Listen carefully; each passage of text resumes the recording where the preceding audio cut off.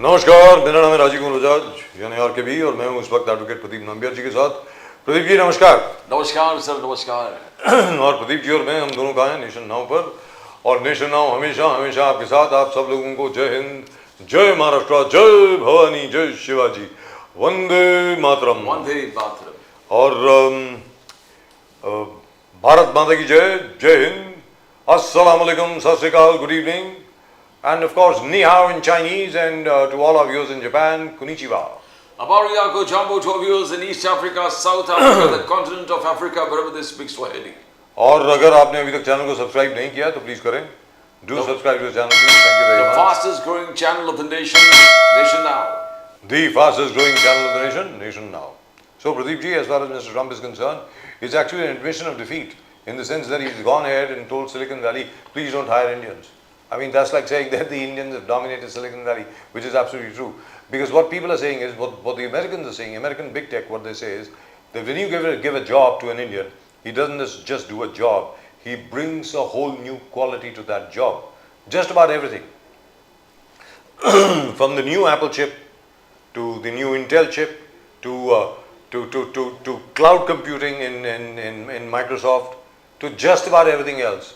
It's Indian brains that are powering big tech in the United States of America. और United states of America ने अगर मान लीजिए हिंदुस्तानियों को हायर करना बंद कर दिया, that will be it. As the Chinese analyst, tech analyst said, the secret weapon, the American secret weapon, by the way, which makes it dominate the world right now, is something called the H-1B visa.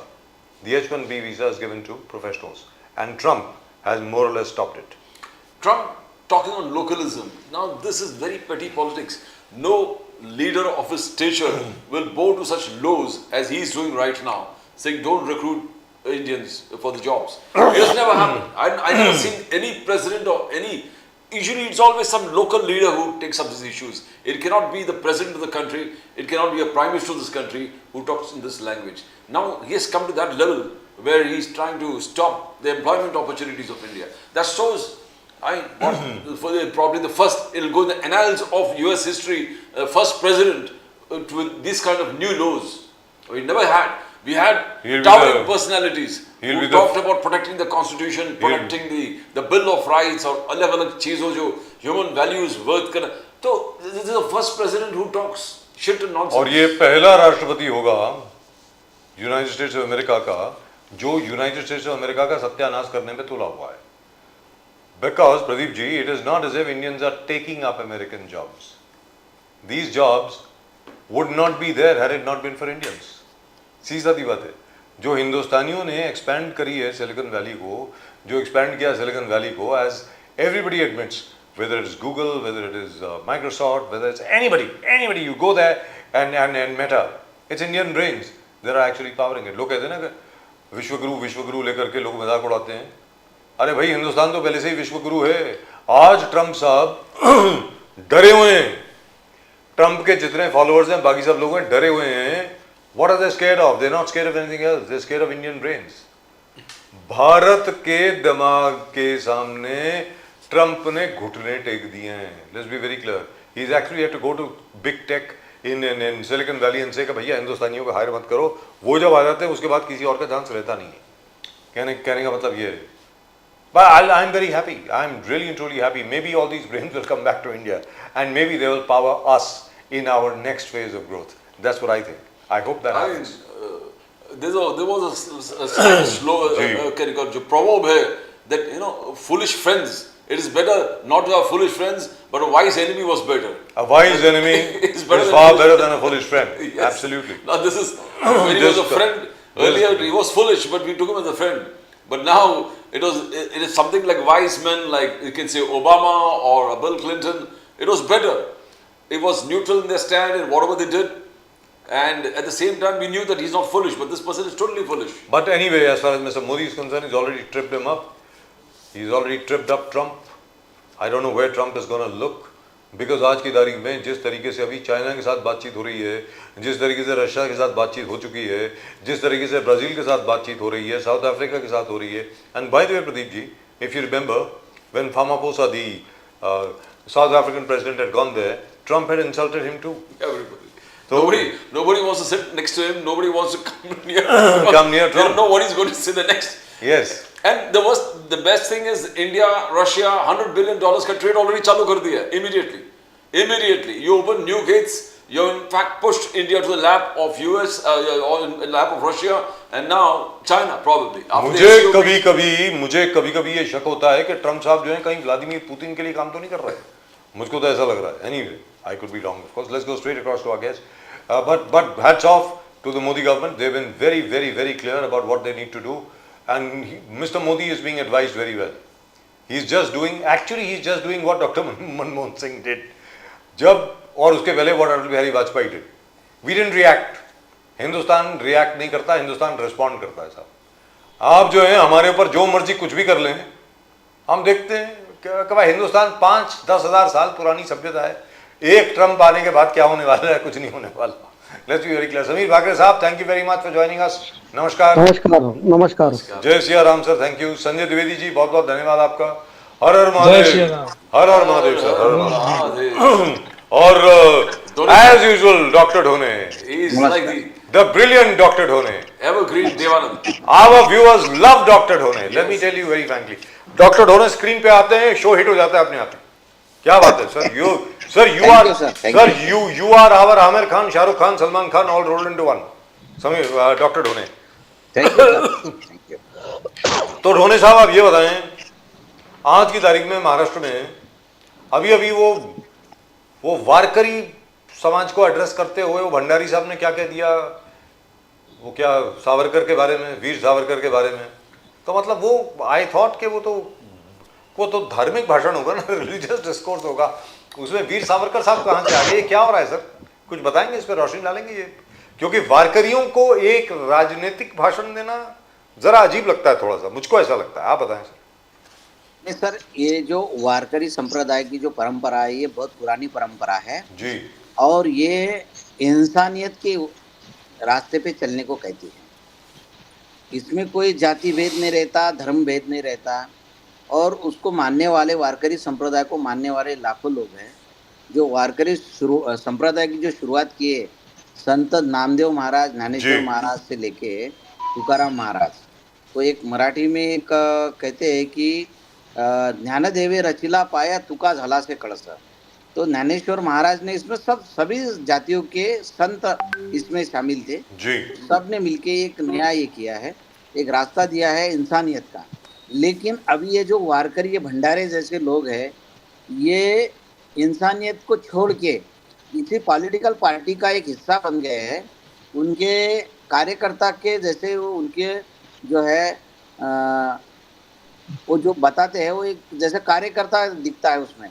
देखिए वो जो भंडारे हैं जी, वो उनका जब एक कीर्तन शुरू रहता है, प्रवचन शुरू रहता है, उस वक्त वहाँ के एमएलए जो अमोल खताड़ है, जो बाला साहेब थोरात जी को जिन्होंने पराजित किया था, जब वो आते हैं तो ये कीर्तन करने वाले पंडित जी महाराज, ये उनके पैर पड़ते हैं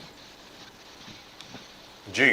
तो ये जब उनके किसी आम आदमी के कोई पैर पड़ता है, कोई एमएलए के पैर पड़ता है, तो उनके बारे में तो जनता में वैसी भी नाराजगी आ गई कि यार ये कौन से प्रवचनकार है, ये कौन से संत है कि जो किसी एमएलए के पैर पड़ रहे हैं. तो इस पर से दिख रहा है कि वो उनके कार्यकर्ता है, उनके पैर पड़ रहे हैं. इसका मतलब अमोल खताड़ जो एमएलए है, उनका प्रभाव उन पे है, भंडारे पे है. तो लेकिन सर अभी सावरकर जी के बारे में बात करने की आवश्यकता क्या पड़ गई वारकरी संप्रदाय को? मुझे कोई आपत्ति नहीं है, आप वीर सावरकर जी के बारे में जितना मर्जी बात करें, कोई प्रॉब्लम नहीं है. लेकिन मतलब वारकरी समुदाय के सामने, संप्रदाय के सामने ये करना मतलब जरा मुझे अजीब लगता है. नहीं, वो तो नथुराम गोडसे के बारे में बोल रहे हैं कि नथुराम गोडसे को घर घर तक पहुंचा नहीं दिया गया है. यानी नथुराम गोडसे ने जो काम किया है, क्यों मारा है, इसकी चर्चा हुई नहीं बोलते. और नथुराम जी बोल रहे हो. एक तरफ 3 दिन पहले उमा भारती ने बताया कि वो आप क्या गोडसे को आतंकवादी मानते हैं, तो उन्होंने किया कि गोडसे के लिए आतंकवादी शब्द पर्याय नहीं है, उससे भी बड़ा गुनाह उसने किया है. तो उमा भारती जी ने कहा है ये.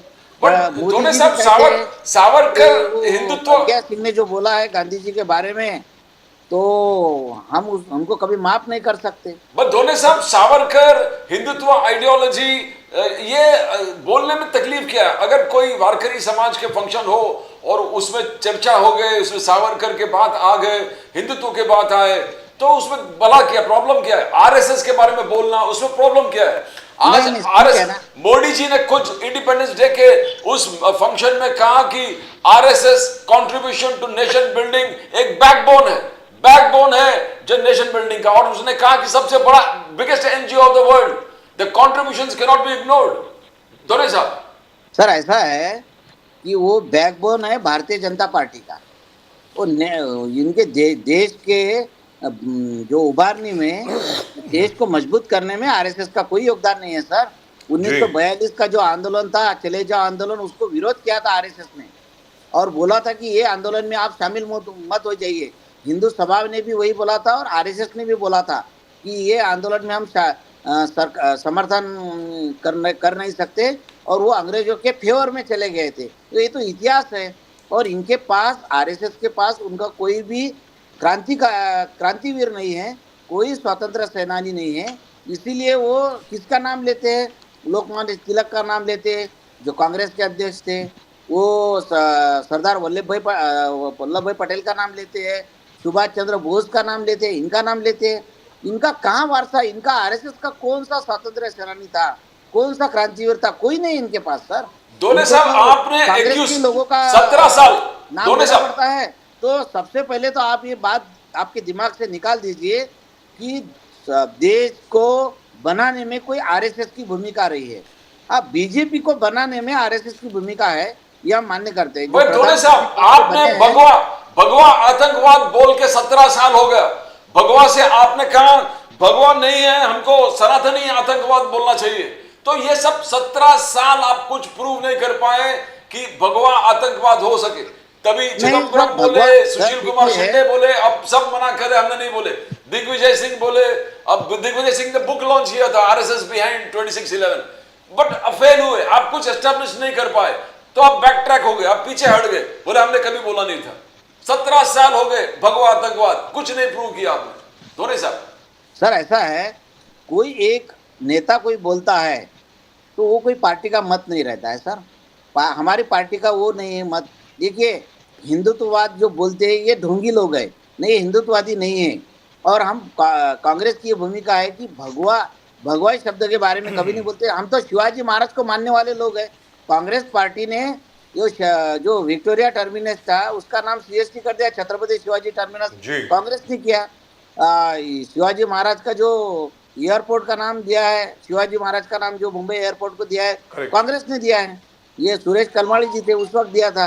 तो कांग्रेस ने शिवाजी महाराज का जो हर वक्त सम्मान किया है, और उल्टा भारतीय जनता पार्टी के और आरएसएस के लोगों ने शिवाजी महाराज का बार बार अपमान किया है।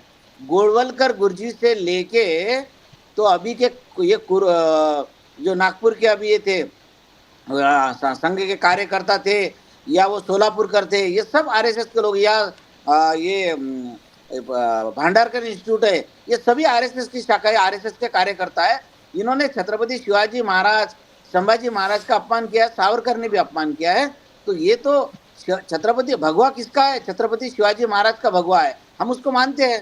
कांग्रेस पार्टी तो सर ये बताएं, ये जो संग्राम भंडारे, सर ये जो संग्राम भंडारे जो लोग नफरत फैलाने का काम करते हैं, तो ये कोई हिंदुत्व में बैठा नहीं, हिंदू धर्म ये सिखाता नहीं है सर। तो ये संग्राम भंडारे जो है, ये कहा जा रहा है कि उसने बाला साहब थोराट को धमकी भी दिया है, जिसकी वजह से अभी संगमनेर में कांग्रेस ने एक रैली भी निकाली इन सपोर्ट ऑफ उन्होंने बोले कि हमको नाथूराम जी होना पड़ेगा। नाथूराम जी बोल रहे हैं। इनके आप समझ जाए इनकी विचारधारा क्या है। लोगों में उनके बारे में बहुत ये, उनको कोई देखिए, ये पॉलिटिकल पार्टी के एजेंट के तौर पे ये काम कर रहे हैं। इनको कोई समाज में मान्यता है नहीं। और जिस दिन उन्होंने वहाँ के एमएलए के पैर पढ़ लिए तो उनके वो कार्यकर्ता सिद्ध हो गए, बात खत्म होगी। लेकिन बीजेपी के कार्यकर्ता नहीं है सर, वो बीजेपी के नहीं है, ऑफिशियल एजेंट है, कार्यकर्ता नहीं है, एजेंट है वो। एजेंट है, शाबाश, एजेंट। ऐसे बहुत सारे वारकरी संप्रदाय में बहुत सारे लोग छुपे हुए हैं जो सावरकर की बात करते हैं। उनको बोलिए सावरकर ने क्या कहा था कि गाय माता नहीं है, भगवान तो बिल्कुल ही नहीं है, एक उपयुक्त पशु है, ये भी बताइए। तो सर सावरकर वो जो कोई थे, पढ़ता नहीं है सर, वो बहुत जातिवाद बहुत को लंबी हो मानते नहीं जाएगी। थे, अस्पृश्यता को बड़ा कलंक मानते थे। आप बोलिए अस्पृश्यता कलंक है, वो तो बोलते हैं, भंडारे बोलते हैं कि ये जो सर्वधर्म समभाव जो है, ये बहुत ही झूठी बात है, ये बकवास बात है, ये बोलने वाले। ये तो जो सीमी संगठना, मुस्लिम कट्टरपंथी संगठन था सीमी, सीमी की भाषा और भंडारी की भाषा एक ही है, एक दूसरे से मिले हुए लोग हैं। ये कट्टरपंथी मुसलमान और कट्टरपंथी हिंदू, ये जितने भी है, ये एक दूसरे से But मिले you हुए can't हैं। blame the BJP for it, right? Let me go across to Sameer Bhagre Sahab. Sameer Bhagre Sahab, this Sangram Bhandare is not from the BJP, as far as I know. He is a कीर्तनकर। और अगर कोई उनके MLA आपका कोई उनके stage पर आया और उन्होंने उसके पैर छू लिए तो इसका मतलब ये थोड़ी हुआ कि वो बीजेपी का हो गया। भागे साहब, सर कीर्तनकार कैसे कोई आम आदमी के पैर छूता है सर? सर देखिए, उसको भगवान मानने लगा। नहीं नहीं नहीं, सुनिए सुनिए, मेरी बात सुनिए। अशोक राव चौहान आए थे अकोला में रामनवमी के दिन, तो हम मंदिर में गए, तो पंडित जी उनकी आधे उम्र का, वो अशोक राव चौहान 60 साल के, पंडित जी 35 साल का, तो उन्होंने वो पंडित जी के 35 साल वाले पंडित जी के पैर छुए। हम साथ में थे उनके। तो जी। ये परंपरा है हमारी, राइट। सो ये परंपरा है। हम can I go to Bhagare अगर साहब? हम उम्र से छोटा भी है, कोई संत है, कोई कीर्तनकार है, प्रवचनकार है, हम पैर छूते, हमारे से छोटा भी रहे सो तो। डॉक्टर ढोने साहब, मैं समीर भागरे साहब के पास जाऊँ, आपकी इजाजत हो तो, with your permission can I go to Sameer Bhagre हाँ साहब? ठीक है सर, ठीक है। समीर भागरे साहब, समीर भागरे साहब, देखिए, मैं तो डॉक्टर डोने साहब बहुत रिस्पेक्टेड कांग्रेस के प्रवक्ता है। लोग पूछते कि मोदी जी ने क्या किया, तो मैं तो देखना चाहता था कि कैसे कांग्रेस के प्रवक्ता पूरे हिंदुत्व को जस्टिफाई कर रहे थे। यही कांग्रेस पार्टी है जिन्होंने सुप्रीम कोर्ट में हलफनामा देके कहा था कि राम काल्पनिक पात्र है। यही कांग्रेस पार्टी है जिसके दिग्विजय सिंह ने कहा था कि ओसामा जी। यही कांग्रेस पार्टी है जिन्होंने सैफरन टेरर बोला था, चिदम्बरम साहब ने सैफरन टेरर बोला था, सुशील कुमार शिंदे ने सैफरन टेरर बोला था। यही कांग्रेस पार्टी है जिनके इमरान मसूद मोदी जी के टुकड़े टुकड़े करने की बात करते थे, उसके बाद वो सांसद बनाए गए। यही कांग्रेस पार्टी है जिन्होंने देश का विभाजन किया है। तो अगर डॉक्टर डोने जी को हिस्ट्री में जाना है तो जवाहरलाल नेहरू जी से मैं चालू कर सकता, लेकिन वापस आज सावरकर जी पे उन्होंने आए। आप अपनी इंदिरा गांधी जी का स्टेटमेंट देख लिए, उनके लेटर देख लिए, उन्होंने स्टैंप सावरकर जी के नाम से लिया है। जवाहरलाल नेहरू 5 स्टार होटल में जैसे जेल में रहे और सावरकर जी अपने काला पानी की सजा काट रहे, तो कोई कंपैरिजन नहीं है। महात्मा गांधी जी का सपना सिर्फ राहुल गांधी पूरा कर रहे हैं, क्योंकि महात्मा गांधी चाहते थे कांग्रेस पार्टी बंद हो जाए आजादी के बाद, तो राहुल गांधी उसका पूरा प्रबंध कर रहे हैं। उनके नेतृत्व में करीब 90 से 100 चुनाव कांग्रेस पार्टी हार चुकी है। तो मुझे ऐसा कहना है डॉक्टर डोने जी, आप अपने अगर चिदम्बरम साहब और सैफरन टेरर को आप मिटा नहीं सकते, ये कलंक आपके ऊपर है। छत्रपति शिवाजी महाराज का भगवे रंग को आपके लोगों ने अगर आतंकवाद का रंग दिया था, तो आपको शर्म आनी चाहिए कांग्रेस पार्टी को कि इस तरीके के लीडर, सुशील कुमार शिंदे वो महाराष्ट्र के सीएम थे और चिदम्बरम साहब इतने साल होम मिनिस्टर रहे, और ये सोची समझी साजिश के तहत मालेगांव में हिंदू टेरर प्रूव करने की साजिश की गई। तो अगर इतने कांग्रेस पार्टी को हिंदुत्व की बात है, तब क्यों आपने भगवान श्री राम का जो इनॉग्रेशन था उसमें नहीं गए? आप क्यों भगवान राम को काल्पनिक बोल रहे? तो देखिए, आज जनता सब समझ चुकी है। जब इनके पैरों के नीचे से जमीन खिसक चुकी है, हिंदुत्व वोट इनका खत्म हो चुका है, तब इनको समझ में आया कि भाई अपन गलती कर रहे हैं। सर तो वो सर एक जो भी सर बी फेयर, बिल्कुल एफिडेविट फाइल किया गया था, उस एफिडेविट को लेकर के they also apologised for it. ऐसी बात नहीं है, 3 महीने के बाद उन्होंने अपोलोजाइज किया। They said under secretary in the ministry of culture had filed that affidavit and it was withdrawn sir. But the point remains, one small point sir, क्योंकि आपने मेंशन किया इसलिए मैं आपसे बोल रहा हूं, वही राम सेतु को लेकर के आज तक आपने निर्णय नहीं लिया सर। उसको एक नेशनल हेरिटेज स्ट्रक्चर तो आप अभी तक क्यों डिक्लेयर नहीं कर रहे सर? एक राष्ट्रीय धरोहर है राम सेतु, उसको डिक्लेयर करिए ना सर। नहीं सर, बजाज साहब देखिए राजीव जी, हमारा भारत हिंदुस्तान अपने पूरे सिविलाइजेशन का पूरा we will claim everything from our glorious civilization in the But past. we've given an affidavit in the Supreme Court, sir. ये होने ही वाला है, आज ये होने ही वाला है, हर चीज होने वाली है सर। सर सुप्रीम कोर्ट में एफिडेविट दिया सर आपने 6 साल पहले। सुप्रीम कोर्ट में the Modi government has given an affidavit as a result of which Subramaniam Swamy withdrew his petition over the Ram Setu. They said that very shortly we are going to declare it a national heritage monument. And by the way, there is no international problem either because Sri Lanka has also agreed. Sri Lanka has also agreed, sir. So all I am saying is, आप अगर एक तरफ बोलते हो कि कांग्रेस ने कहा राम काल्पनिक है, तो आप राम सेतु को राष्ट्रीय धरोहर डिक्लेयर करिए ना sir. What is the hitch? Please. Sir that will be definitely declared. Wait for some time. ऐसा है कि आज भाजपा की सरकार आने वाले कई सालों और पीढ़ियों तक रहने वाली है, तो Congress party should get used to this. अभी जो भी सिविलाइजेशन के इश्यूज देखिए बैसाखी पे है आप. आज सर बैसाखी पे है. सर आता हूँ आपके पास. उनको बोलने दीजिए ना सर, प्लीज आपकी प्लीज. पार्टी चौथे नंबर की हो चुकी है डोने साहब. आपकी पार्टी चौथे नंबर की हो चुकी है. यूपी में आपकी कब सरकार बनी थी? बिहार में कब सरकार बनी थी? आपकी हर Last government was in 89. हो चुके हैं. आप डीएमके के भरोसे तमिलनाडु में है. तो आज ऐसा है कि आपको कोई बोलने का अधिकार नहीं. बीजेपी की इतने स्टेट में सरकार है. आज महाराष्ट्र में वन साइड मेजोरिटी है. आप अपनी चिंता कीजिए. महाराष्ट्र में आने वाले महापालिका चुनाव में आपका क्या धुआं उड़ने वाला है, आप देख लीजिए. तो मेरा ऐसा कहना है कि कांग्रेस पार्टी का आइडियोलॉजिकल कंफ्यूजन एकदम क्लियर है. जब इनको पता था कि हिंदू बटे हुए और मुसलमान के वोट हमको मिल रहे हैं, तब ये हिंदू में फूट डालते थे. आज इनको पता है कि भैया हिंदू एक हो चुका है, हमको तो हिंदू में भी वोट नहीं मिल रहे, तो हम हार रहे. तो देखिए ये रियलिटी मोदी साहब ने इनको हिंदुत्व की बात करने पे मजबूर कर दिया. तो ये बहुत अच्छी बात है. देश हमारा हिंदुस्तान है, हिंदू की बात की जाए. आज मैं तो ये बोल रहा हूँ कि डॉक्टर डोने जैसे क्रिटिक्स बीजेपी के हैं और वो बोल रहे हैं कि हम भगवा की बात कर रहे हैं. मैं तो खुश हूँ राजू जी, बहुत खुश हूँ. बाकरे साहब बन गए. मोदी साहब ने कहा विकास भी विरासत भी. विकास भी विरासत भी. उन्होंने यूपी, काशी विश्वनाथ, रामलला, विंध्यावासिनी, नैमिष धाम, शक्ति तीर्थ, मथुरा कॉरिडोर, जो तो अलग अलग पूरे देश में जिस प्रकार से विरासत को बचाना, और महाराष्ट्र में भी यही देखने को मिला. क्या महाराष्ट्र में जो हिंदुत्व जाग उठा है, इसलिए भंडारी जी जैसे स्टेटमेंट दे रहे हैं, वो धीरे धीरे सामने आ रहे हैं.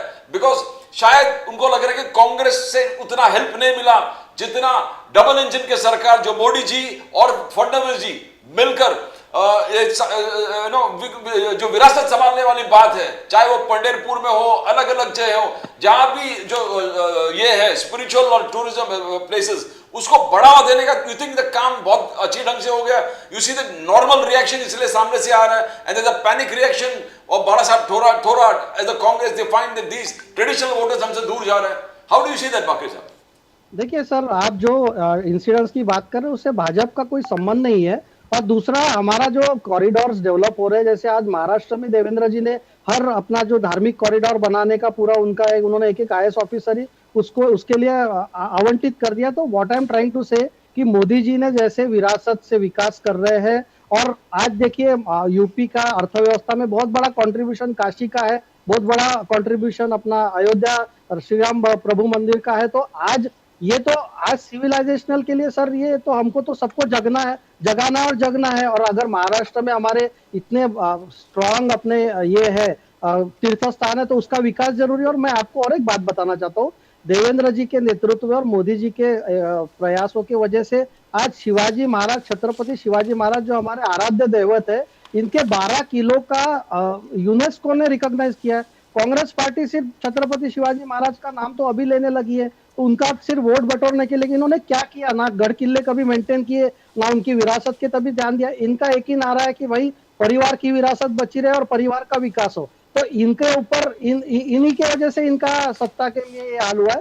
तो बीजेपी जो है हर जो सिविलाइजेशनल हमारे जो है, जैसे आज डॉक्टर डोने ने बहुत अच्छा बताया वारकरी समाज का. आज मैं देखना, आज इस साल के वारकरी समाज का आप देखिए, देवेंद्र जी और जय कुमार गोरे जी ने जो अरेंजमेंट्स किए, पूरा वारकरी समाज खुश है. मेरे संजय भाई यहाँ बैठे हैं, कुछ दिनों पहले इनके संजय राउत जो विश्व प्रवक्ता है, उन्होंने ये बोला था कि शाकाहारी लोग जो है, जिसमें हमारे मैक्सिमम वारकरी लोग हैं, वो नपुंसक लोग हैं. ऐसा इन्होंने कहा था कि शाकाहारी करने वाले लोग नपुंसक होते हैं. तो क्या कांग्रेस पार्टी को ये मंजूर है? वारकरी समाज का अपमान, भागवत समाज का अपमान, इतने वारकरी टारकरी हमारे इसमें समाज में कितने लोग हैं. तो ये देखिए, इनका विरोधाभास साफ है सर. ये आइडियोलॉजिकल कंफ्यूजन है, क्योंकि इनको समझ में नहीं आ रहा कि हम क्या स्टैंड ले.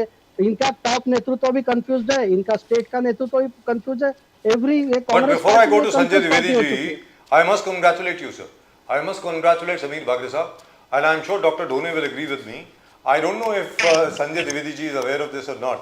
Sir, 2027 में मतलब 2027 में सिंहस्थ कुंभ होने वाला है नासिक में. I don't know whether all of you know. शायद आपको मालूम नहीं है कि वहां पे जिस तरीके से तैयारियां शुरू हो गई हैं कुंभ की, it is going to be absolutely magnificent. Godavari नदी के किनारे पे जो कुंभ होने वाला है ना सर, इस बार बहुत जबरदस्त होने वाला है. It is going to be absolutely fantastic. जो कैंप्स बनाए गए हैं, जो रोड्स वगैरह बन रही हैं वहां पे, और पूरी जो प्लानिंग हुई है, it is going to be really and truly magnificent. Sameer Bhagre साहब, the very fact that you have started to work on it right from now we are into 2025, we are looking at 17 July if I'm not mistaken, that's when the Kumbh will start, but it is going to be agla Kumbh jo hai Singhasth Kumbh bolte hain, because that is the time when the sun is in Leo, so it is going to be absolutely magnificent. And the other thing is, jis tarike se Modi ji and his advisors have played the Trump tariffs or the Trump sanctions, you may call them anything that you feel like, because his spokesperson Catherine Leavitt had said that these are sanctions, not just tariffs. Sir, Russia के साथ आपकी deal हो गई बहुत जबरदस्त. China के साथ, China has already released the moratorium on rare earth metals, fertilizers, urea and other things which were required by us. Number 3, the visa regime has been relaxed between China and India. South Africa के साथ एक नई trade deal sign हुई है. Brazil, Russia, India, China, south Africa. Sir, सबसे बड़ी बात क्या होने वाली है, 2 महीने के अंदर अंदर ब्रिक्स की अपनी नई करेंसी बनने वाली है, which means Mr Trump has succeeded in destroying the dollar. Bagre साहब कुछ कहना चाहेंगे इस पे, इसके पहले कि मैं द्विवेदी साहब के पास जाऊं? राजीव जी, मैं आपसे एक ही बात कहना चाहूंगा कि new world order is emerging and India is going to be the central focus of this new world order. Let me elaborate on 2 factors. One, India is actually a big market for the world, और Indian population ज़्यादा है और हमारे यहाँ काफ़ी growth अभी होनी है, तो domestic production होगा, domestic लोगों को growth होगी. So the world will definitely look at India as a very very promising destination. और second thing ऐसा है कि सर हमारे यहाँ नरेंद्र मोदी जी जैसे लीडर है जिन्होंने अमेरिकन गवर्नमेंट के सामने एक बड़ा स्टैंड लिया, और उसके बाद ही Russians, Chinese and they are coming together. So जो मोदी जी ने टैरिफ की धमकी का without worrying about any impact on his image और विदाउट वरिंग अबाउट इम्पैक्ट, उन्होंने अपने एग्रीकल्चर सेक्टर, डेयरी सेक्टर और हमारे जो किसान भाई है जहां ट्रम्प साहब एंट्री चाहते हैं प्रोटेक्ट किया. उन्होंने बोला है कि I am going to have a big loss but I am going ready to pay any price for our countryman. So this is the way a leader should function and that's why India is going on a very high trajectory. आप देखिए दुनिया में सब जगह depression और लो growth का issues है और इंडिया में सबसे ज्यादा ग्रोथ हो रही है. 6.3 6.5 के रेंज में in spite of US tariff ban we are going to achieve our figures. And I as a economist I am telling you that buoyancy is so much. आज महाराष्ट्र में देखिए सर कितनी ग्रोथ हो रही है.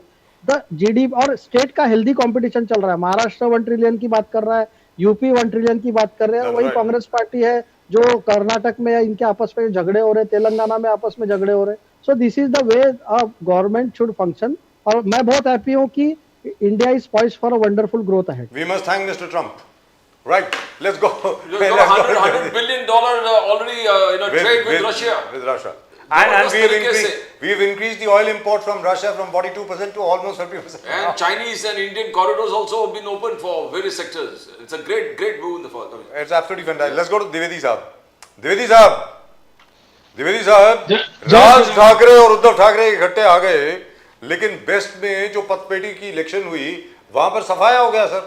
दोनों ठाकरे परिवारों का, मतलब ठाकरे इकट्ठे आ गए और लोगों ने वोट नहीं दिया उनको सर. और उसके बाद एकदम फौरन कल सुबह की बात है, राज ठाकरे साहब देवेंद्र फडणवीस जी को मिलने गए. उन्होंने बताया मैं तो सिर्फ टाउन प्लानिंग के लिए गया था कि पूरे मुंबई शहर के अंदर इतने पॉट होल्स हैं, कहीं पर भी लोग गाड़ी पार्क कर देते हैं, ट्रैफिक की समस्या, ये समस्या, वो समस्या. बिल्कुल दुरुस्त बात फरमाई उन्होंने. उस विषय के बारे में कुछ कहना चाहेंगे सर, कि जब ठाकरे बंधु इकट्ठे भी हो गए तब भी कुछ नहीं जीत पाए सर? प्लीज द्विवेदी जी. राज ठाकरे इससे पहले क्या फडणवीस जी से नहीं मिले क्या? बहुत बार मिले जी, फिर मिलने चले गए. कल राज ठाकरे एकनाथ शिंदे से मिलते हैं, लोकसभा चुनाव में समर्थन दिया था, विधानसभा चुनाव में वेट कर रहे थे कि हमको सीटें मिल जाए, फडणवीस जी जोर भी लगा रहे, उनके पुत्र के लिए जोर भी लगा रहे थे कि सीट वैकेंट कर दे और वो किसी प्रकार उनको जिता सके। ऐसा नहीं है, मनभेद नहीं है सर। हमारी जो नीतियां हैं या जो हमारे विचार हैं उनसे मतभेद हो सकता है ना। आज उद्धव ठाकरे हो, चाहे राज ठाकरे हो, चाहे हमारे शरद पवार जी हो, चाहे कांग्रेस पार्टी हो, हमारा कोई मनभेद थोड़ी ना है माननीय मोदी जी से, या हमारे वागले साहब बैठे हुए उनसे मनभेद थोड़ी ना है। लेकिन इनकी जो नीतियां हैं, इनकी जो बातचीत है, इनके जो जुमले हैं, उसका हमारा विरोध है ना। हमारा कोई इससे विरोध नहीं है कि नहीं हम इनसे लड़ने के लिए बैठे हुए हैं। आप सरकार चला रहे, अच्छी बात है, हम विपक्ष में हैं, जो आपकी नीतियां नहीं अच्छी लगेंगी उसका हम विरोध करेंगे, वही काम हम कर रहे हैं। आज राज ठाकरे जी मिल रहे हैं, उद्धव ठाकरे भी मिलते हैं, उद्धव ठाकरे प्राइम मिनिस्टर से भी मिलते हैं, तो मिलने जुलने में ऐसी कोई बात नहीं। जहां तक जीत हार की बात आपने की, अभी लोकसभा चुनाव हम जीते, बड़ी अच्छी तरह जीते, विधानसभा चुनाव पटकनी पड़ गई हमको, हम चुनाव हार गए। अब किन कारणों से हारे चुनाव, वो एक मैटर अलग हो सकता है, लेकिन चुनाव हार गए ये हमें मानना पड़ेगा, हम मान रहे हैं। अब वेस्ट में चुनाव हार गए तो बाकी मुंबई में पूरा चुनाव हार जाए, जैसे देवेंद्र फडणवीस जी बोल रहे हैं। देवेंद्र फडणवीस जी ने भी बोला है कि फिनिश हो गए ठाकरे बंधु। भैया फिनिश कैसे हो गए भाई, हम लोग फिनिश कहाँ हो गए? आप लोकसभा चुनाव में हार गए थे तो आपने यंत्र तंत्र तत्व करके आपने विधानसभा चुनाव जीता। आप एक 130वां अमेंडमेंट ला रहे हैं, माननीय मोदी जी क्यों ला रहे हैं? द्विवेदी जी, टाइमिंग जैन जो है 4 साल जेल में रहे सर। टाइमिंग का तकलीफ कहती है। आप यूपी में आके तुरंत हारने के बाद जिस दिन आपको अंडा मिला, जो बीजेपी का कहना है जीरो मिला, जीरो वोट्स मिला, उसके बाद तुरंत दूसरे दिन राज ठाकरे जी सवेरे सवेरे वर्षा पहुंच गए फडणवीस जी के पास। वो टाइमिंग प्रॉब्लम है, टाइमिंग मिलना जुलना तो होता रहते हैं। चुनाव हारने के बाद जब पूरे महाराष्ट्र में एक बहस चलने लगा कि दोनों ठाकरे आने के बाद ब्रांड ठाकरे कुछ कर नहीं पाए, फूस हो गए, जो चलने लगे, तभी राज ठाकरे जी को शायद महसूस हो गया कि उद्धव जी के साथ रहकर बचा कुचा वो भी चले जाएगा। बोलिए सुन लीजिए। अब हाँ बोलिए। राज ठाकरे को महसूस अगर हो गया है तो वो समर्थन न चुनाव लड़े संघ में। कोई जबरदस्ती किसी चुनाव लड़वाता है या जबरदस्ती हम लोग, चाहे पीडीपी हो चाहे जेजेपी भी हो, भाई जेजेपी से 5 साल इन्होंने गठबंधन किया, अब चुनाव जरूरत नहीं थी, जेजेपी तक नहीं थी, जेजेपी चुनाव लड़ी। तमाम ऐसे उदाहरण मौजूद है सर। नीतीश कुमार जी रोज छोड़ पाला भाग जाते थे और रोज आ जाते उनके पास, तो इसके लिए आप क्या करेंगे सर? ये तो राजनीति है ना। अब वो मिलने गए, क्यों मिलने गए? होता देवेंद्र फडणवीस कहने का भाई हमें संघ में मिला लीजिए, हमें संघ बीएमपी चुनाव, कोई बात नहीं सर, इसमें कौन सी बात है? मैं दूसरी बात कहने जा रहा हूँ सर। सत्येंद्र जैन को 4 साल जेल में रखा, जब तक सरकार ढाई साल और इसके बाद सीबीआई कहते थे मेरे पास तो सबूत नहीं, कोई ऐसा वही नहीं कि इनके ऊपर मैं आरोप लगाऊं। ये क्या हो रहा है देश में सर? आप एक वो है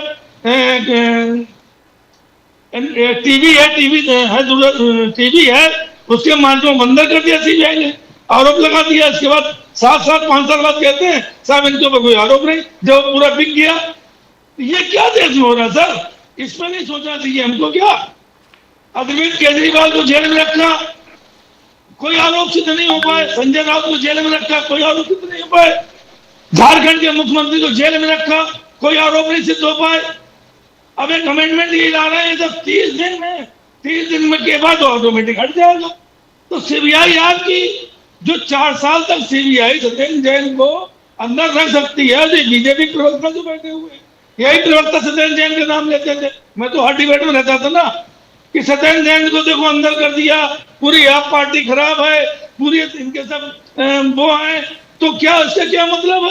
अरविंद केजरीवाल खराब है, उन्होंने भ्रष्टाचार किया, मनीष सिसोदिया ने भ्रष्टाचार किया, आखिरी में क्या हुआ सर? तो क्या सीबीआई पे हम आप जो है आज क्या विश्वास कर सकते हैं? क्या ईडी पे हम आप विश्वास कर सकते हैं? आप बताइए मुझको। क्या जेल से चलाना ठीक है? मोदी जी आज भी पूछे, ये तानाशाही क्या नहीं? मोदी जी आज भी पूछे क्या जेल से कोई सरकार चला सकता है?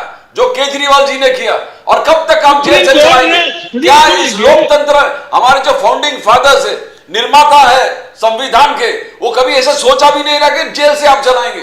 जेल से सर प्रदीप जी हाँ। सुन लीजिए, सुप्रीम कोर्ट ये गए थे ना, सुप्रीम कोर्ट जज ने क्या कहा?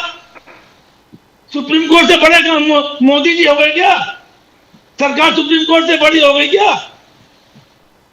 सुप्रीम कोर्ट ने क्या कहा?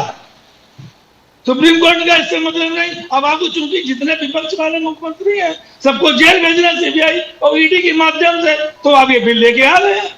आप जानते हैं कि हम ये काम करेंगे तो मुख्यमंत्री पर से हट जाएगा। जिस तरह एक उदाहरण मैं आपको दे दूं, उमा भारती के ऊपर एक केस कांग्रेस ने करवा दिया, उनको मुख्यमंत्री पद से इस्तीफा देना पड़ा। उसके बाद वहां तक मुख्यमंत्री नहीं बन पाई उमा भारती जी, मुख्यमंत्री उसके बाद नहीं बन पाई, बीजेपी नहीं बनाया उनको मुख्यमंत्री, जबकि उन्हीं बदौलत मध्य प्रदेश जीत के आएंगी उमा भारती की बदौलत, लेकिन दोबारा नहीं बन पाई वो। तो ये तो टोटल दिखाई पड़ रहा है ना देश को कि ये क्या करना चाह रहे हैं माननीय मोदी जी। आप बिल लाइए, अच्छी चीजें लाइए, देश आपका स्वागत करेगा। क्या सुई से लेके 2014 से पहले सुई से लेके क्या एरोप्लेन नहीं देश में बन रहे हैं? क्या इलेक्ट्रिक इंजन देश में नहीं चल रहे हैं? क्या औद्योगिक भाभा संस्थान क्या मोदी जी ने लगाया है? या प्राथमिक स्वास्थ्य केंद्र क्या मोदी जी ने खुलवाए हैं? ये जितने भी हमारे प्राथमिक स्वास्थ्य केंद्र खुले हैं, शिक्षण संस्थाएं खुली हैं, तो क्या मोदी जी ने करा दी? देखिए आप आज आप जो हैं, आप बैठे हुए हैं, आप कुछ भी देश को बताएं, देश के आप कह रहे हैं जीएसटी जो है हम दिवाली गिफ्ट दे रहे हैं, जीएसटी का रिडक्शन करके। क्यों कह रहे हो भाई आप ये? क्या जीएसटी का रिडक्शन इससे दिवाली से पहले नहीं हो सकता था? जब आम आदमी चिल्ला रहा है कि तब जीएसटी ज्यादा लगाई जा रही, जीएसटी ज्यादा लगी हुई है, तब आपको याद नहीं आया? अब एक नाटक टाइम लगता है ना सर, टाइम लगता है। नाटक करते हुए कि नहीं साहब हम तो देश के लोगों को भला चाहते सर, टाइम हैं, लगता है। जीएसटी में दीपावली रिडक्शन करके एक गिफ्ट दे रहा हूं, क्या मतलब इसका? ये क्या है भाई? ये कि देश को इस तरह से चोचले करके, इस तरह से झूठ बोल के, इस तरह से देशवासियों को परेशान करके, एक महंगाई से परेशान करके, दूसरा जीएसटी से परेशान करके, क्या देशवासियों को भला हो रहा है क्या? So let me go to Dr. Dhone. Dr. Dhone साहब, डॉक्टर मनमोहन सिंह के वक्त चाइना के साथ अपने रिलेशन ठीक थे sir, there was no problem. तो do you think it is because Modi ji had a very good relationship with American presidents कि चाइना के साथ हम लोगों के रिलेशन बिगड़ गए? Do you think that could be one of the reasons? Dhone साहब सर ऐसा है, मोदी जी के जो अमेरिका के साथ बहुत अच्छे संबंध है और चाइना के साथ भी मोदी जी ने बहुत अच्छे संबंध बना के रखे। इसीलिए तो इतने अच्छे संबंध बना के रखे कि चाइना ने अपने देश की जमीन पे कब्जा किया, लेकिन मोदी जी बोले कुछ नहीं किया। उनके संबंध बहुत अच्छे हैं सर। वो देश को दाव पे लगा के, देश हित को दाव पे लगा के उनके पर्सनल संबंध रख रहे हैं। उनके जो अदानी है, अंबानी है, ये चाइना में उनको उद्योग मिल रहे हैं सर, अमेरिका में उद्योग मिल रहे हैं, तो उनको बचाने के लिए वो देश को दाव पे लगा रहे हैं मोदी जी। और अमेरिका ने इतना इंसल्ट किया है, जो अपनी सेना जो थी वो पहुंच गई थी पाकिस्तान तक। पाकिस्तान के 2 टुकड़े होने वाले थे, बलूचिस्तान अलग होने वाला था। हम इंतजार कर रहे थे कि पाकिस्तान के कब टुकड़े होंगे, तो लेकिन अमेरिका के राष्ट्रपति ट्रंप ने बोल दिया कि नहीं युद्ध रोक दो, नहीं तो हम ये व्यापार नहीं करने देंगे, तो इन्होंने रोक दिया सर। तो आप किस बात कर रहे हैं कि संबंध अच्छे हैं? जो भारतीय जनता पार्टी का अरुणाचल प्रदेश का सांसद है, उसने संसद में बोला है कि हमारी जमीन पे उन्होंने कब्जा किया है। तो चाइना ने हमारे साथ कब्जा किया है, ये तो झूला झूलते बैठे थे मोदी जी उनके साथ। और ट्रंप मेरे दोस्त है, बोले माय फ्रेंड डोनाल्ड ट्रंप बोल रहे थे। तो डोनाल्ड ट्रंप ने तो इनको इतना नीचे दिखाया, हिंदुस्तान को नीचे दिखाने का काम डोनाल्ड ट्रंप ने किया है। तो अभी खिलाफ क्या एक हमें शब्द बोलने को मोदी जी तैयार नहीं तो सर। क्या हम और आप सुनिए मेरी बात, आप बोलते हैं कि राहुल गांधी कांग्रेस वाले बोलते हैं आप सत्ता में नहीं है। इंदिरा गांधी सत्ता में थी, तब भी इंदिरा गांधी ने नहीं माना अमेरिका को कि मैं नहीं मानूंगी आपका। कांग्रेस पार्टी सत्ता में रहे या विरोध में रहे, हम अमेरिका के सामने झुकते नहीं। मोदी जी झुके हैं, देश को शर्म से उन्होंने झुका दिया है। लेकिन सर मैं आपसे ये जानना चाह रहा हूं कि आपको लगता है, मुझको ऐसा लगता है एनीवे, कि ट्रंप साहब के इस रवैये की वजह से India and China have been forced to mend their ties.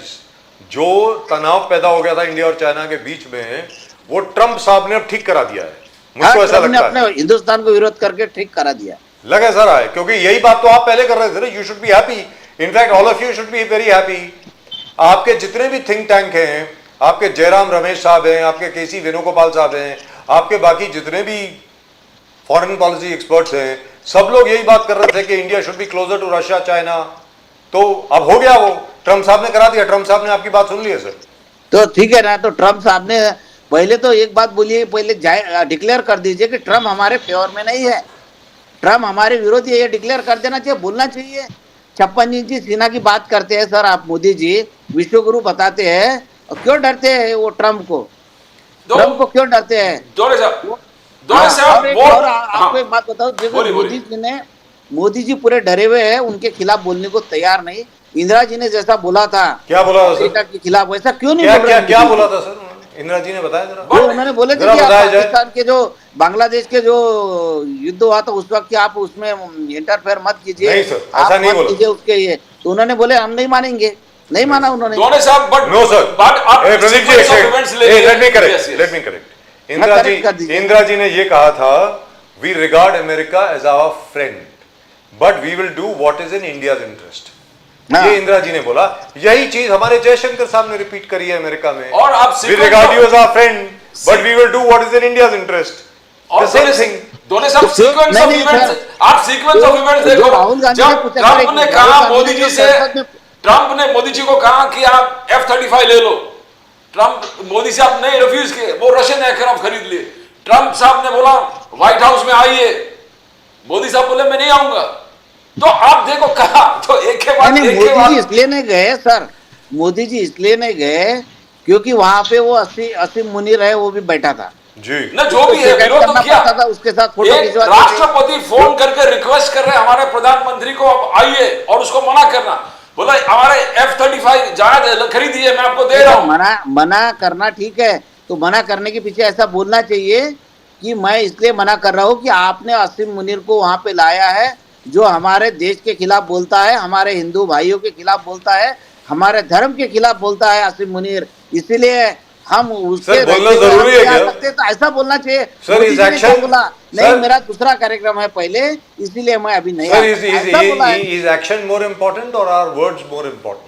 नहीं, दुनिया को दिखना चाहिए कि हमारा देश का प्रधानमंत्री बहुत सारी दुनिया यही बात कर रही है। हमको नहीं दिखा, हमको बुरा लगा सर सारी दुनिया ये बात कर रही है कि अकेला मोदी है who has stood up to Trump. नहीं, गलत बात है।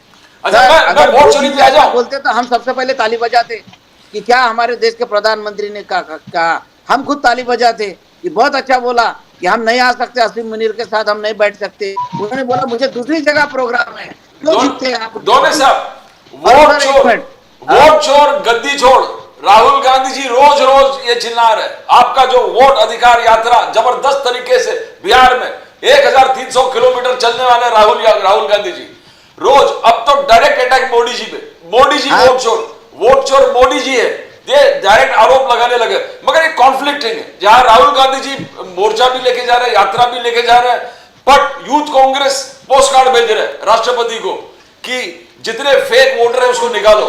एक तरफ एसआईआर आप बोलते हैं, एसआईआर राइट ऑफ मत करो, कैंसिल मत करो, एसआईआर इन्वेस्टिगेशन स्क्रैप करने का आप दावा कर रहे हो, और दूसरा यूथ कांग्रेस बोल रहे हैं आप वोटर को कैसे, तो वोटर को निकालेंगे कैसे, वोटर को निकालेंगे कैसे, एसआईआर को रद्द करेंगे तो दो ऐसा। हाँ सर, ऐसा है कि जब राहुल गांधी ने प्रेस कॉन्फ्रेंस ली और बोले कि ऐसा ऐसा वोट चोरी किया है, डबल वोट है, उसके बाद 2 दिन के अंदर इलेक्शन कमीशन ने वेबसाइट से डाटा हटा दिया। देखिए मैं ये काम करता हूँ, जो है वोटर लिस्ट एक्सेल में मेरे पास रहती है, मैं कांग्रेस पार्टी के लिए उसका उपयोग भी करता हूँ कि एक्सेल में रहती है, आप जो चाहे उसको जिस तरह से चाहे सर्वे रिपोर्ट बना सकते हैं। तो वो एक कंपनी है, उनको मैंने कहा कि भाई मुझे अभी आप तुरंत बोलिए, आप ले लीजिए डाटा, तो उन्होंने बोला कि लोकसभा के बाद का डाटा उन्होंने हटा दिया।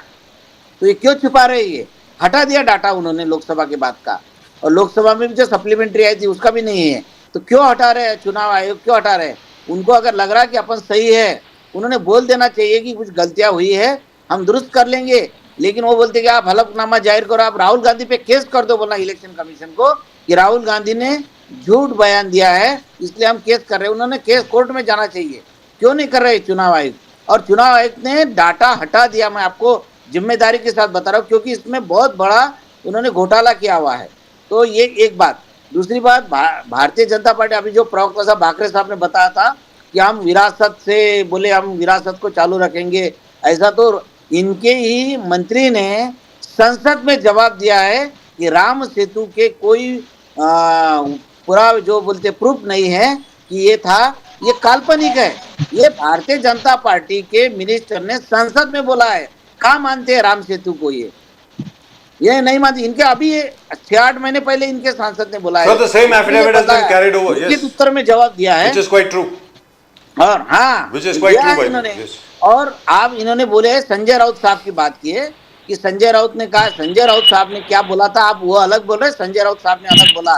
संजय राउत साहब ने बोला था कि भाई ये सेना में जो लोग रहते हैं नॉनवेज खाते हैं। शिवाजी महाराज के सेना में भी जो थे वो भी नॉनवेज खाते थे। तो वो नॉनवेज खाने वाले लोग जो लड़ाई करनी पड़ती है वो नॉनवेज खाते हैं। हम भी सैनिक हैं, हम भी नॉनवेज खाते हैं। इस तरह से वो शिव सैनिक है। तो उन्होंने उस हिसाब से बोले थे। उन्होंने ये कहा बोले कि वारकरी लोग ऐसे वैसे है, और ये जो है वो षंड लोग रहते हैं जो शाकाहारी रहते हैं, ऐसा नहीं बोला। आपने उसको ऐसा बताने के क्या, वो शौर्य जो नॉनवेज खाने वाले सेना में काम करने वाले जवान ये नॉनवेज खाते हैं, इसका मतलब कोई आम पब्लिक नॉनवेज खाती नहीं तो वो कोई षंड है, ऐसा थोड़ी होता। ये मतलब आपने निकाला है, संजय राउत साहब ने नहीं बोला है ये। Ji. In any event, as far as the Supreme Court is concerned, they've actually asked the political parties to help the Election Commission कि जिन के वोटर्स लिस्ट में से नाम हटा दिए गए हैं उनको वापस लाया जाए, और हर राजनीतिक पार्टी को कहा गया है कि आप इलेक्शन कमीशन की मदद कीजिए, ऐसा सुप्रीम कोर्ट ने कहा है। उनका आपके लिए 5 या 10 दिन का काम है, because you have over 1.6 lakh BLAs, आपके लिए तो 5 दिन का काम है, फटाफट आप कर लीजिए। That's what they have said. तो इसका मतलब ये हुआ, this is a tacit admission Sameer Bhakare साहब के इलेक्शन कमीशन से कहीं ना कहीं भूल हुई है। भाकरे साहब बोलिए प्लीज। तो डॉक्टर ढोने जी को उन्होंने कुछ वोटर्स लिस्ट की बात की थी, मैं उनको 2-3 सवाल पूछना चाहता हूँ और कुछ फैक्ट्स भी बताना चाहता हूँ। आज कांग्रेस पार्टी ने महाराष्ट्र के चुनाव के ऊपर आरोप लगा इलेक्शन कमीशन, आज जो CSDS वाले ने उन्होंने माफी मांगी है। दूसरा मैं इनको पूछना चाहता हूँ, 24 दिसंबर 2024 को इलेक्शन कमीशन ने इनको 60 पेज का एक रिप्लाई दिया था, उसके ऊपर ये कांग्रेस पार्टी के प्रवक्ता कुछ बोल नहीं पा रहे। तीसरी बात ऐसी है कि इनके राहुल गांधी ने अभी बिहार में कहा था कि महाराष्ट्र में लोकसभा और विधानसभा के बीच में 1 करोड़ के वोटर की एडिशन हो गई। ये झूठ बात है sir. 48 lakh total vote add हुए, जिसमें से 8 लाख डिलीट हुए, नेट एडिशन 40 लाख की है, और उसके बाद 29 लाख जो वोटर्स ऐड हुए वो 18 से 29 के बीच में है। सो जो कांग्रेस पार्टी है, बार बार बोलो, झूठ बोलो, और वो चाहती है कि नैरेटिव बनाना। तो एक बात है कि इनका 27,991 BLAs इनके महाराष्ट्र में थे, उनको लिस्ट दी गई, ड्राफ्ट दिया गया। ये क्या सोए हुए थे क्या सर? ये इनको जाग बाद में आती है क्या, जब इलेक्शन हारने के बाद 1 साल बाद ये जगते हैं क्या? आज बिहार में इनके BLAs है, उन्होंने कोई कंप्लेंट नहीं। सुप्रीम कोर्ट ने बोला है कि आपके BLAs क्या कर रहे हैं, RJD के BLAs क्या कर रहे हैं, और SIR सर आप देखिए SIR का पर्पस क्या है, इंटेंसिव रिवीजन क्यों हो रहा है? क्योंकि 20 साल से हर पॉलिटिकल पार्टी की मांग है कि चुनावी लिस्ट में कुछ ना कुछ ऐसी चीजें हैं जो करेक्ट होनी चाहिए। तो ये करेक्ट किससे होगी? ये तो SIR से ही होगी। अब जब SIR हो रहा है तो कांग्रेस पार्टी रो रही है। आज 22 लाख लोग जो डेथ हुए उनका नाम नहीं निकालना चाहिए था क्या? अगर आपको लगता है कि आपके गाँव में इतना दम है तो सुप्रीम कोर्ट ने क्यों रोक नहीं लगाई SIR पे? क्यों सुप्रीम कोर्ट ने आपको कहा है कि आप अपना काम नहीं कर रहे? आज सुप्रीम कोर्ट की सब टिप्पणी है कि राजनीतिक पार्टियां, कांग्रेस पार्टी और RJD they are not working for the people. और दूसरा एक मैं कहना चाहूंगा, जब ये दोनों जी चाइना और अमेरिका की बात कर रहे हैं, जब ट्रम्प साहब के भारत के खिलाफ बोलते हैं तो कांग्रेस पार्टी उनको सपोर्ट करती है, जब ट्रम्प साहब भारत के फेवर में बोलते हैं तो बीजेपी उनको सपोर्ट करती है। और यही कांग्रेस पार्टी है जिन्होंने चाइनीज कम्युनिस्ट पार्टी के साथ MOU किया है। आज तक राहुल गांधी ने यह डिस्क्लोज नहीं किया कि वो MOU में क्या था, और एक कंट्री की पॉलिटिकल पार्टी दूसरे कंट्री के पॉलिटिकल पार्टी से क्या MOU करती है। तो मुझे तो ये सब चीजें संदेह में लगती है। और आज कांग्रेस पार्टी के प्रवक्ता कह रहे हैं कि हमने चाइना को जमीन दे दी। अरे भाई, राहुल गांधी को सुप्रीम कोर्ट में माफी मांगनी पड़ी उसी चीज को लेके। उन्होंने सुप्रीम कोर्ट में उनको अच्छे से सुनाई है कि आपके पास क्या प्रूफ है कि आप बता रहे हैं। तो राहुल गांधी असल में माफी वीर है।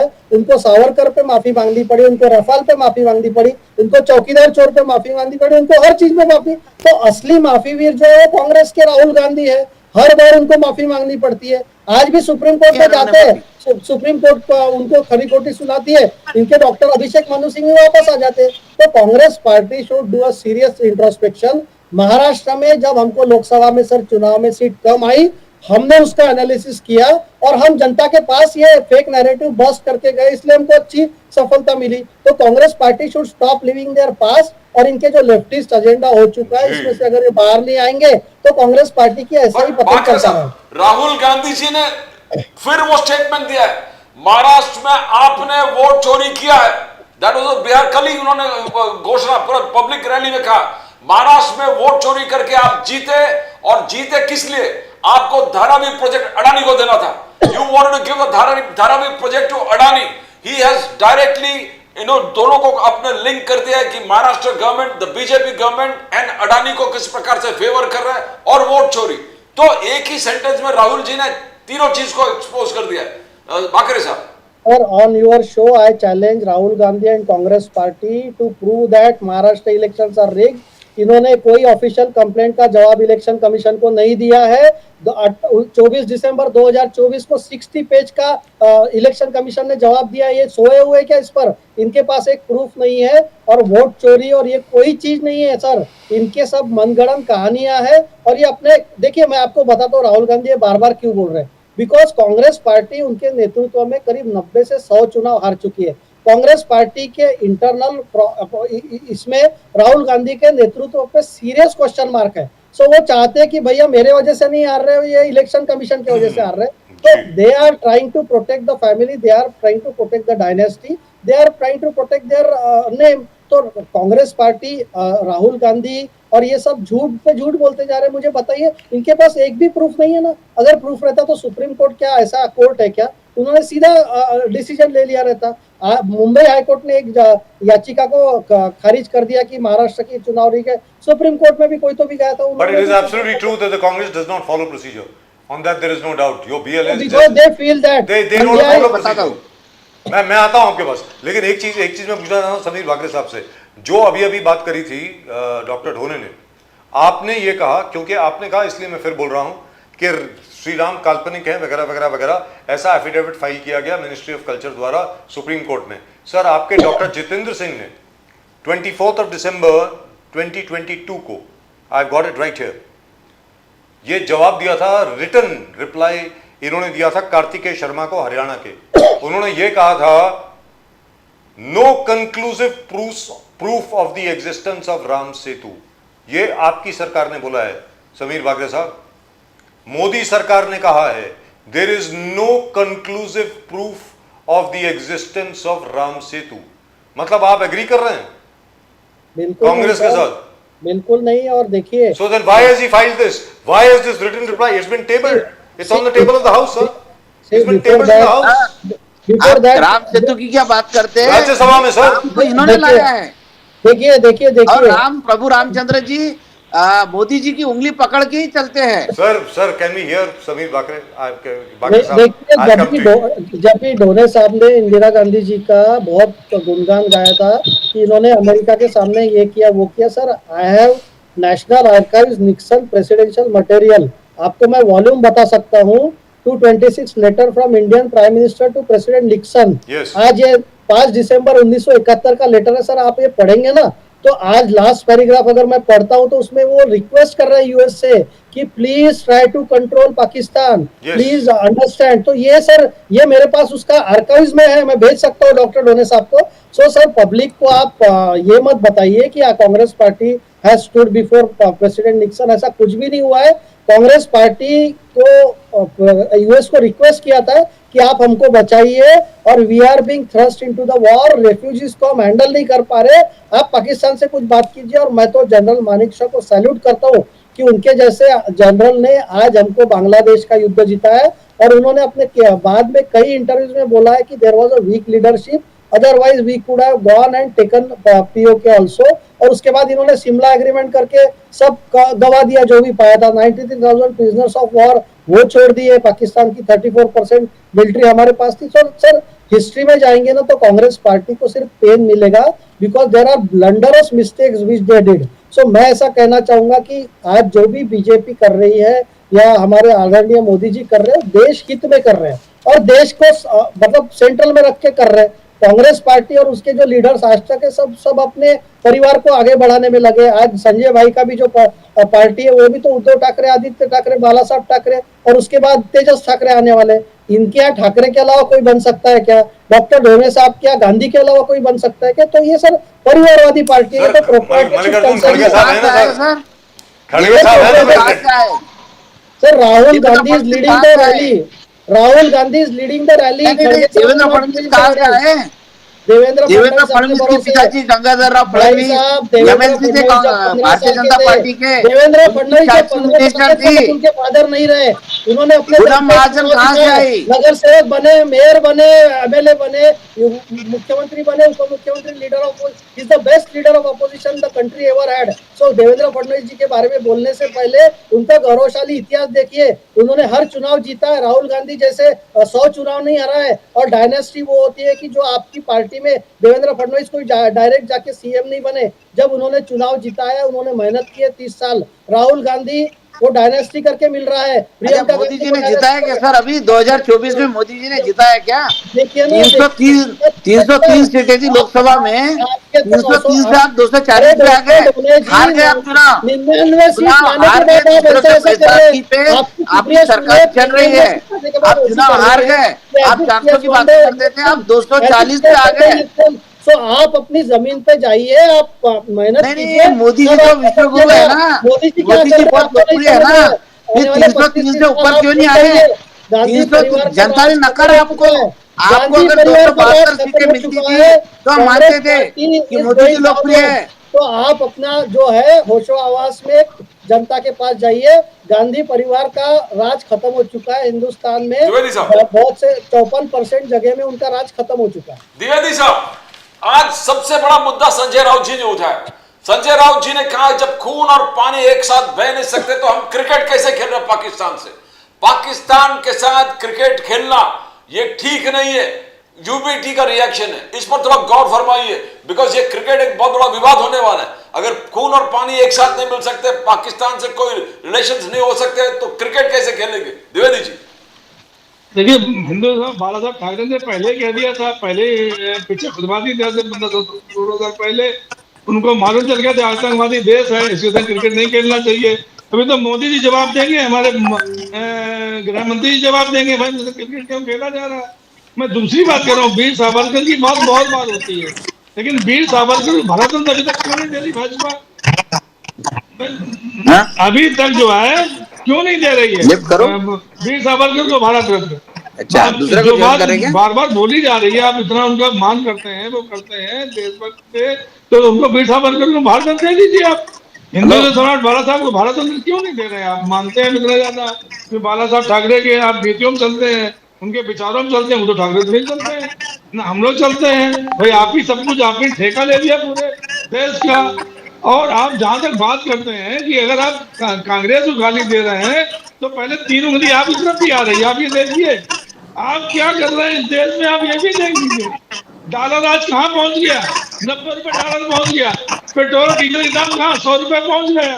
क्यों? आप ही गवर्नमेंट थी जो 50 रुपए पे पेट्रोल डीजल का विरोध करती, गैस सिलेंडर का विरोध करती थी। अब अगर 1000 रुपए में सिलेंडर मिल रहा है तो आपको क्या सही लग रहा है? 90 रुपए हो गया तो आपको सही लग रहा है? जब 50 रुपए डॉलर का रेट था तब आप लोग, तब माननीय मोदी जी कहते थे कि भारत शर्मसार हो रहा है, भारत प्रधानमंत्री को शर्म आनी चाहिए। लेकिन आज क्या प्रधानमंत्री जी को शर्म आ रही है? आप कह रहे हैं अमेरिका की बात कर रहे हैं आप। आज तक किसी भी अमेरिका प्रेसिडेंट ने एडवाइजरी जारी नहीं की होगी भारत के खिलाफ। 40-45 पॉइंट बनाकर एक एडवाइजरी जारी करके क्या बताना चाहता वो? इस देश की इकोनॉमी आप कह रहे अच्छी है, आप कह रहे बड़ी सुविधाएं मिल रही है, बड़ा आपके जहाँ मुख्यमंत्री है वो प्रदेश बहुत अच्छे चल रहे हैं, लेकिन जहाँ जहाँ दूसरे विपक्ष के मुख्यमंत्री है वो वहाँ काम नहीं चल रहा है। तो आप ही मुझे बता दीजिए, जो 10 गारंटी आपने दी थी, शिव भोजन थाली, मुख्यमंत्री तीर्थ यात्रा, 2100 रुपए बहनों को, लाडली बहनों को देने का, 25 लाख नौकरी, किसानों के ऋण माफ करना, बिजली बिलों में कटौती करना, तमाम वृद्धावस्था पेंशन देना, कोई एक काम कर पाया? महाराष्ट्र आपका इकोनॉमी बहुत अच्छा जा रहा है, आप बहुत ही ज्यादा, आपकी एफडीआई भी हो रही है, सब कुछ आपका अच्छा चल रहा है। तो ये जो चीजें जो आपकी सरकार ने घोषणा की थी, जिसका मुख्यमंत्री माननीय एकनाथ शिंदे थे, मुख्यमंत्री देवेंद्र फडणवीस जी थे, अजीत दादा पवार मुख्यमंत्री थे, तो ये जो घोषणाएं की गई थी, इन घोषणाओं पे अभी तक अमल क्यों नहीं हो रहा है? 2100 रुपए क्यों नहीं दिए जा रहे हैं? 10 लाख बहनों को ज्यादा पैसा क्यों दे दिया आपने? जिन 10 लाख बहनों को आपने हटाया है, अब क्यों हटाया आपने उनको? उस समय क्यों आपने दिया? ये सब चीजें जो हैं इस देश में, यही आप जाके चल के पूछेंगी। आज महाराष्ट्र की लोकसभा चुनाव में अगर मोदी जी का इतना वर्चस्व था, तो महाराष्ट्र के लोकसभा चुनाव में मोदी जी को देश हरा नहीं देता। विधानसभा चुनाव में 1 सीट लोकसभा की थी, उसमें भी महाराष्ट्र की जनता ने आपको हरा दिया। उत्तर प्रदेश में, जिसमें आपकी इतनी ज्यादा थूथू हुई, कितनी सीटें आपको मिली लोकसभा की? उत्तर प्रदेश ने क्यों हरा दिया आपको? महाराष्ट्र ने क्यों लोकसभा में हरा दिया? आप जबरदस्ती कांग्रेस को या शिवसेना यूबीटी को एक छोटी सी बात इंगित करते रहेंगे, द्विवेदी जी, जान लीजिए। द्विवेदी जी, ये बात आप बार बार बोलते हैं। द्विवेदी जी, एक चीज का जिक्र आप बार बार करते हैं कि अमेरिका ने एडवाइजरी इशू करी एकदम। सर, अमेरिका ने एडवाइजरी 1984 में भी इशू करी थी, अमेरिका ने एडवाइजरी 2008 में भी इशू करी थी, 26/11 के बाद, और इस बार भी इशू करी है, specially with regard to Jammu and Kashmir and other areas. तो अमेरिका का जो स्टेट डिपार्टमेंट है, अलग अलग वक्त पर, depending on the situation and whichever country, हमेशा अपने सिटीजन्स के लिए एडवाइजरी इशू करते हैं कि भाई वहां जाना खतरे से खाली नहीं है, जरा ध्यान से जाएं, you are going travelling at your own risk, just to be very clear. नहीं, महिलाओं पर अत्याचार हो रहा है, तमाम ऐसी चीजें लिखी हुई हैं। यस, क्या इससे पहले ये चीजें आई थी क्या? दोने साहब, मैं आपसे पूछता हूं, जो द्विवेदी साहब ने कहा, इससे पहले क्या वो चीज आई थी? द्विवेदी साहब ने एक आरएसएस वाला इशू भी उठाया। आरएसएस, क्या बीजेपी रियलाइज किया कि आरएसएस बगैर बीजेपी कुछ नहीं कर सकता? लोकसभा इलेक्शन में बीजेपी ने कहा था कि RSS, BJP on its own अपने आप ही सब कुछ कर सकता है, आरएसएस की जरूरत नहीं है। आज प्रधानमंत्री को इंडिपेंडेंस डे पे ऐलान करना पड़ा कि आरएसएस कितना महत्वपूर्ण है, कितना जबरदस्त काम कर रहा है नेशन बिल्डिंग। तो क्या बीजेपी अल्टीमेटली रियलाइज, दोने साहब, कि आरएसएस बगैर हम कुछ नहीं कर सकते? दोने साहब, आप किस प्रकार से देखते हो? नहीं, ऐसा है कि मोदी जी अभी सितंबर में 75 ईयर्स के 75 साल के हो रहे हैं। वो मोदी जी आरएसएस वालों को खुश करना चाहते हैं कि मुझे रहने दीजिए, 75 साल के बाद भी मुझे बना रहने दीजिए, इसीलिए वो तारीफ कर रहे हैं, दूसरा कुछ नहीं है। तो इससे पहले उनके अध्यक्ष ने, नड्डा साहब ने बोले कि आरएसएस का तो कुछ नहीं, अभी हम तो खुद के बलबूते पे ही मजबूत हो गए।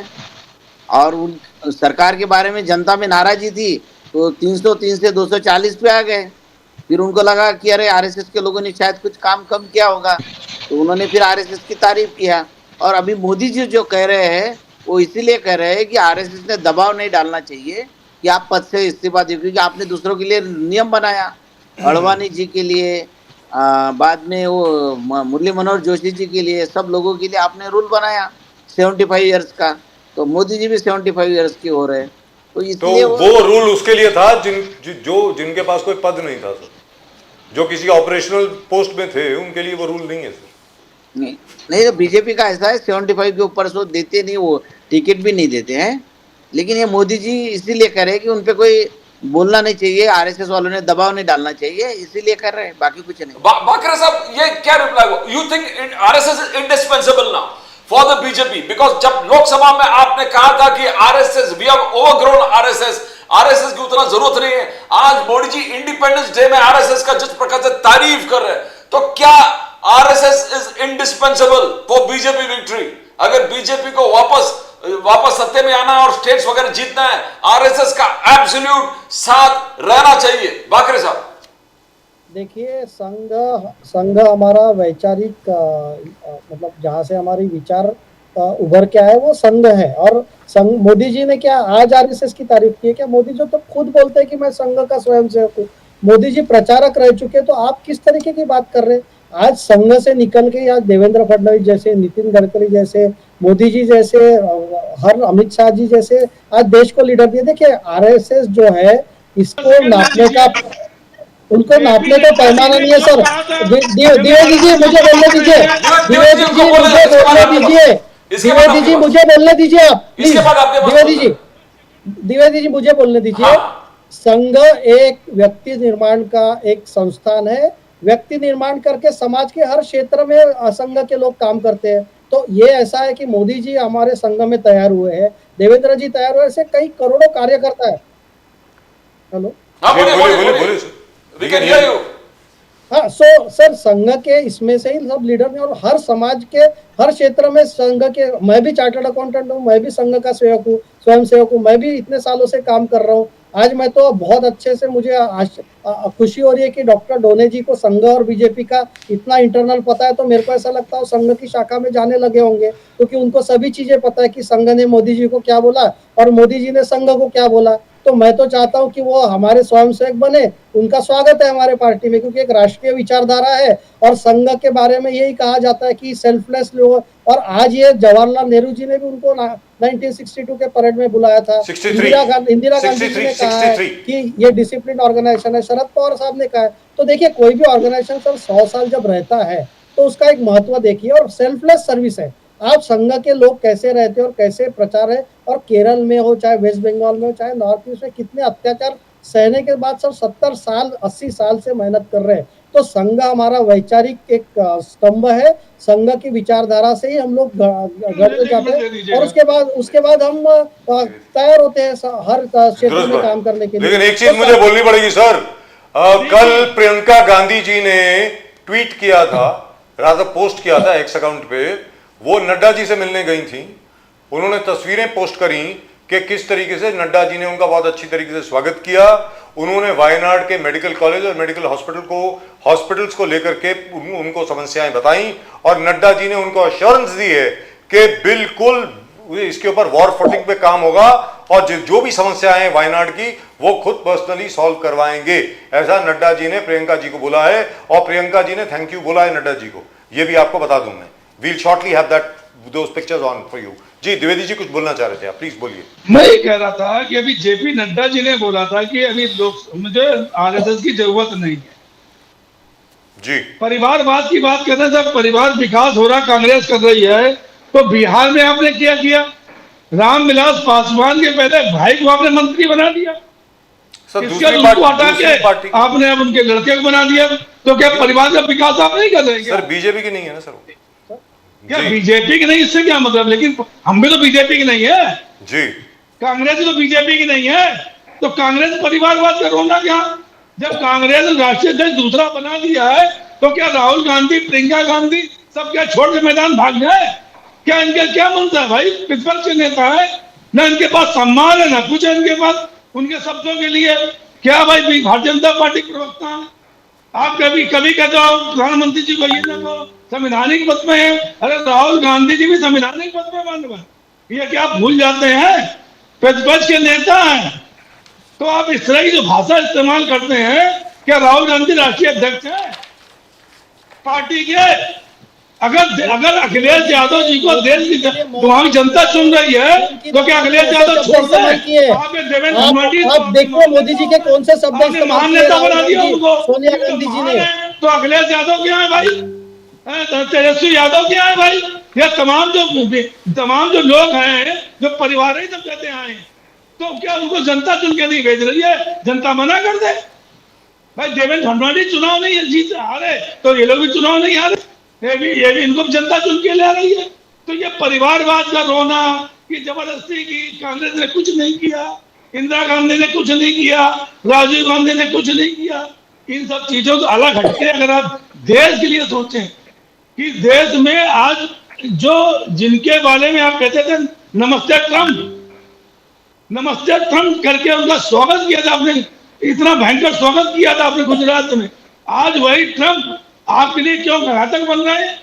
और जिस चीन का सामान हमें नहीं लेना चाहिए, चीन के सामानों में व्यापार में या तमाम चीजों में प्रतिबंध माननीय मोदी जी लगा रहे थे, हम नहीं लगा रहे हैं।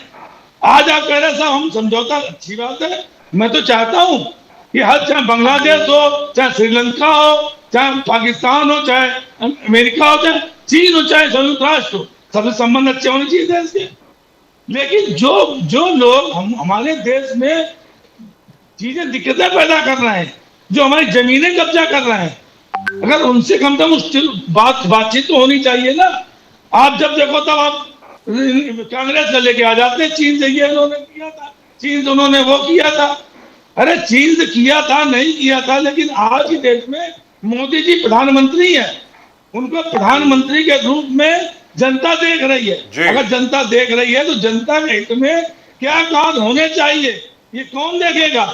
ये न राहुल गांधी देखेंगे, न अखिलेश यादव जी देखेंगे, न तेजस्वी यादव देखेंगे, न उद्धव ठाकरे देखेंगे, न कोई और देखेगा। मोदी जी ने काम जो है वो माननीय मोदी जी का है। मोदी जी किस तरह से आज जीएसटी की बात कर रहे हैं, जब जीएसटी को हम रिड्यूस करेंगे, तो जब से जीएसटी लगी है तब से रिड्यूस क्यों नहीं किया? द्विवेदी जी, मोदी रिलेटेड बाकरे साहब से पूछते हैं। सर ये क्या है सर? वो बाकरे साहब, किशोर तिवारी जी किसान नेता ने आरएसएस को लेटर लिखा है। द्विवेदी सुनिए आप, द्विवेदी जी, किसान बाकरे साहब, किसान नेता किशोर तिवारी ने आरएसएस को लेटर लिया कि 17 सितंबर को मोदी जी के 75 इयर्स होंगे और पूरे किसान समाज ये चाहता है कि नितिन गडकरी प्रधानमंत्री बने, नितिन गडकरी प्रधानमंत्री बने, उनके जो एटीट्यूड है, स्टाइल ऑफ फंक्शनिंग है, बिजनेस है, तो उससे देश को बहुत फायदा होगा। तो क्या एक धीरे धीरे पूरे देश में एक प्रकार से हलचल मच रहा है कि गडकरी जी को प्रधानमंत्री बनना चाहिए? बाकरे साहब। सर संजय भाई को भी पता है कि किशोर तिवारी जी का क्या यूपीटी में उनका क्या स्थान है, कभी वो पार्टी के प्रवक्ता रहते हैं, कभी उसको बाहर किया जाता है। तो आज अगर किशोर तिवारी जी कुछ कह रहे हैं तो वो सुर्खियों में रहने के लिए कह रहे हैं। हमारे नेता मोदी जी है, हमारे नेता गडकरी साहब भी है, लेकिन देश के प्रधानमंत्री मोदी जी है, उनके नेतृत्व में नितिन गडकरी साहब ने बहुत डेवलपमेंट किया और भारत का एक नेशनल हाईवे और हाईवेज और पोर्ट्स का नेटवर्क बदल के रखा है। ये तो कांग्रेस पार्टी भी मानती है, पूरे अपोजिशन पार्टी मानते हैं। तो सर कोई मोदी जी हमारे सर्वोच्च नेता है, वही प्रधानमंत्री रहेंगे, उनके नेतृत्व में देश चल रहा है। और किशोर तिवारी जी अपन अगर वो कुछ सपने देख रहे हैं और उनको सुर्खियों में रहना है, लेकिन सर किशोर तिवारी जी तो आप ही के हैं, आप ही के तो हैं किशोर तिवारी जी। पहले यहाँ उद्धव ठाकरे सेना में आने के पहले बीजेपी में ही थे, और तो और छोड़िए एडवाइजर भी थे एग्रीकल्चर मिनिस्ट्री में। ऐसी क्या बात है sir? But and he has been very close to the RSS, he has never been a part of the RSS, but he has always been very close to the RSS and he has praised the RSS always. इसमें कोई दो राय नहीं है, और किसानों के लिए उन्होंने पिछले 40 साल से काम कर रहे हैं, इसमें भी कोई दो राय नहीं है। और जो इन्होंने चिट्ठी लिखी है, कहने का मतलब यह हुआ कि जैसे नितिन जी हमारे बड़े अच्छे दोस्त थे, मुझे नितिन जी को बोलना पड़ेगा कि अब आपका चांस प्रधानमंत्री बनने का खत्म हो गया, अब खत्म है साहब। जिसने लिख दिया एक बार कि अब इसको प्रधानमंत्री बना दो, बस हो गया काम, गुड मॉर्निंग। मतलब किशोर तिवारी जी ने एक्चुअली जो बिगाड़ दिया, दूसरे साइड की लॉबी है उसकी तरफ से काम किया है सर, मुझे तो ऐसा लगता है। बट बाकी साहब, to come to a different point, why I mentioned, can we have that those pictures of Priyanka Gandhi please, that she, आप उनका ट्विटर फीड देखिए प्रियंका गांधी जी का, the way she has praised Nadda ji, she says that there is the picture, Priyanka Gandhi Vadra with JP Nadda साहब. JP Nadda Sahab had said that he will personally look at the problem with regard to the medical college in the hospital at Wayanad, and he will see to it that it starts again, because the medical college has been closed down and other things. State government की तरफ से शायद cooperation नहीं मिल रही है, शायद state government, as you know, belongs to the communists, so there is a bit of, but very good. I really love this. What I love about this is the cooperation that exists in India. Hindustan में आप जितने भी भारी भरकम आप राजनीतिक प्रतिद्वंद्वी हों, लेकिन जब काम की बात आती है, किसी भी MP के काम की बात आती है, ये शुरू से परंपरा रही है भारत की कि हर मंत्री कुछ भी करके आपकी मदद करता है. That's fantastic. What do you have to say to that, Bagre साहब? सर देखिए, प्रियंका गांधी जी एक माननीय सांसद है. अगर उनके एरिया में कोई इशू है और हेल्थ से रिलेटेड है तो she has every right to meet the health minister of the country, and the health minister of the country has a obligation to see that the problem is solve. तो Yes. मैं तो चाहता हूँ कि एक operation बना रहे. देखिए सर, कांग्रेस पार्टी ने एक कॉन्फ्रंटेशनल एटीट्यूड लिया है अंडर राहुल गांधी जी, और बीजेपी को 2014 से ही उनको ये लग रहा था कि एक बार ये बीजेपी आ गई 2019 में हम आ जाएंगे, क्योंकि उनको लगा कि भैया हमारा डिवाइन राइट है to rule the country. So they are into a continuous confrontation with the government, with all the institutions created under the constitution by और Bharat Ratna doctor Baba Saheb Ambedkar, be it election commission, be it Supreme Court, be it High Court, every हर जगह confrontation का sir इनका ये है. ये तो इनके कुछ लीडर्स ने स्टेटमेंट भी दिया है कि बांग्लादेश जैसी क्रांति यहाँ पर होनी चाहिए. तो मैं ऐसा चाहता हूँ, अगर प्रियंका गांधी जी आज मिली है तो I welcome her. Yesterday, she met him yesterday. Maybe yesterday, but I think Priyanka ji also is not in agreement with Rahul Gandhi ji's attitude towards the ruling party. तो हो सकता है कि एक इंटरनल पावर स्ट्रगल हो प्रियंका और राहुल गांधी में, और प्रियंका गांधी जी के व्यूज को दबाया जा रहा है. तो we never know, but Priyanka ji का अगर मिली है तो शी हैज एवरी राइट, और Nadda ji has too. Those are people from a constituency जो साथ में हैं, is right there on your screen, sir. और दूसरी चीज है, one other good news for everybody. The Indian Air Force has ordered 97 light combat aircraft Tejas Mark 1 for the Indian Air Force at a price of 62,000 crores, yani about $7.2 billion. And the Tejas is supposed to be a great aircraft. It's a fantastic light combat aircraft. And the Tejas Mark 2, by the way, will be even more advanced than the Rafale. Sir, Rajiv ji, you will have to start a debate on Tejas corruption, because अभी राहुल गांधी का vote चोरी. Sir वो बहुत लंबा हो जाएगा sir. Sir वो राहुल गांधी की बात छोड़ दीजिए. Then we will. मुद्दा खत्म हो गया, अभी वो तेजस के पीछे पड़ेंगे. Sir, we will have to go. Let me tell you this. Then we will have to go to the time of Rajiv Gandhi, and even before that, when two things started, because I have been covering defense all my life. Main battle tank Arjun and the Tejas light combat aircraft. Sir, that is a huge story, and the amount of money that was wasted on that is not funny. Let's not get into that. Number two, what I wanted to say, Pradeep ji, just 1 second, sorry. What I wanted to say was the LCA Mark II. LCA Mark II, in spite of the fact, ये सबको सुनने वाली बात है, Trump साहब ने हमारे ऊपर लगा दिए हैं सैंक्शंस, ठीक है सर, बहुत कुछ लगा दिया है. लेकिन जो हमारी डील है जनरल इलेक्ट्रिक के साथ, do you know the engine supply is on schedule. दिसंबर में सारे इंजन आ जाएंगे LCA Mark II के, यानी तेजस Mark II के. And Tejas Mark II, by the way, is going to be better than the best Rafale.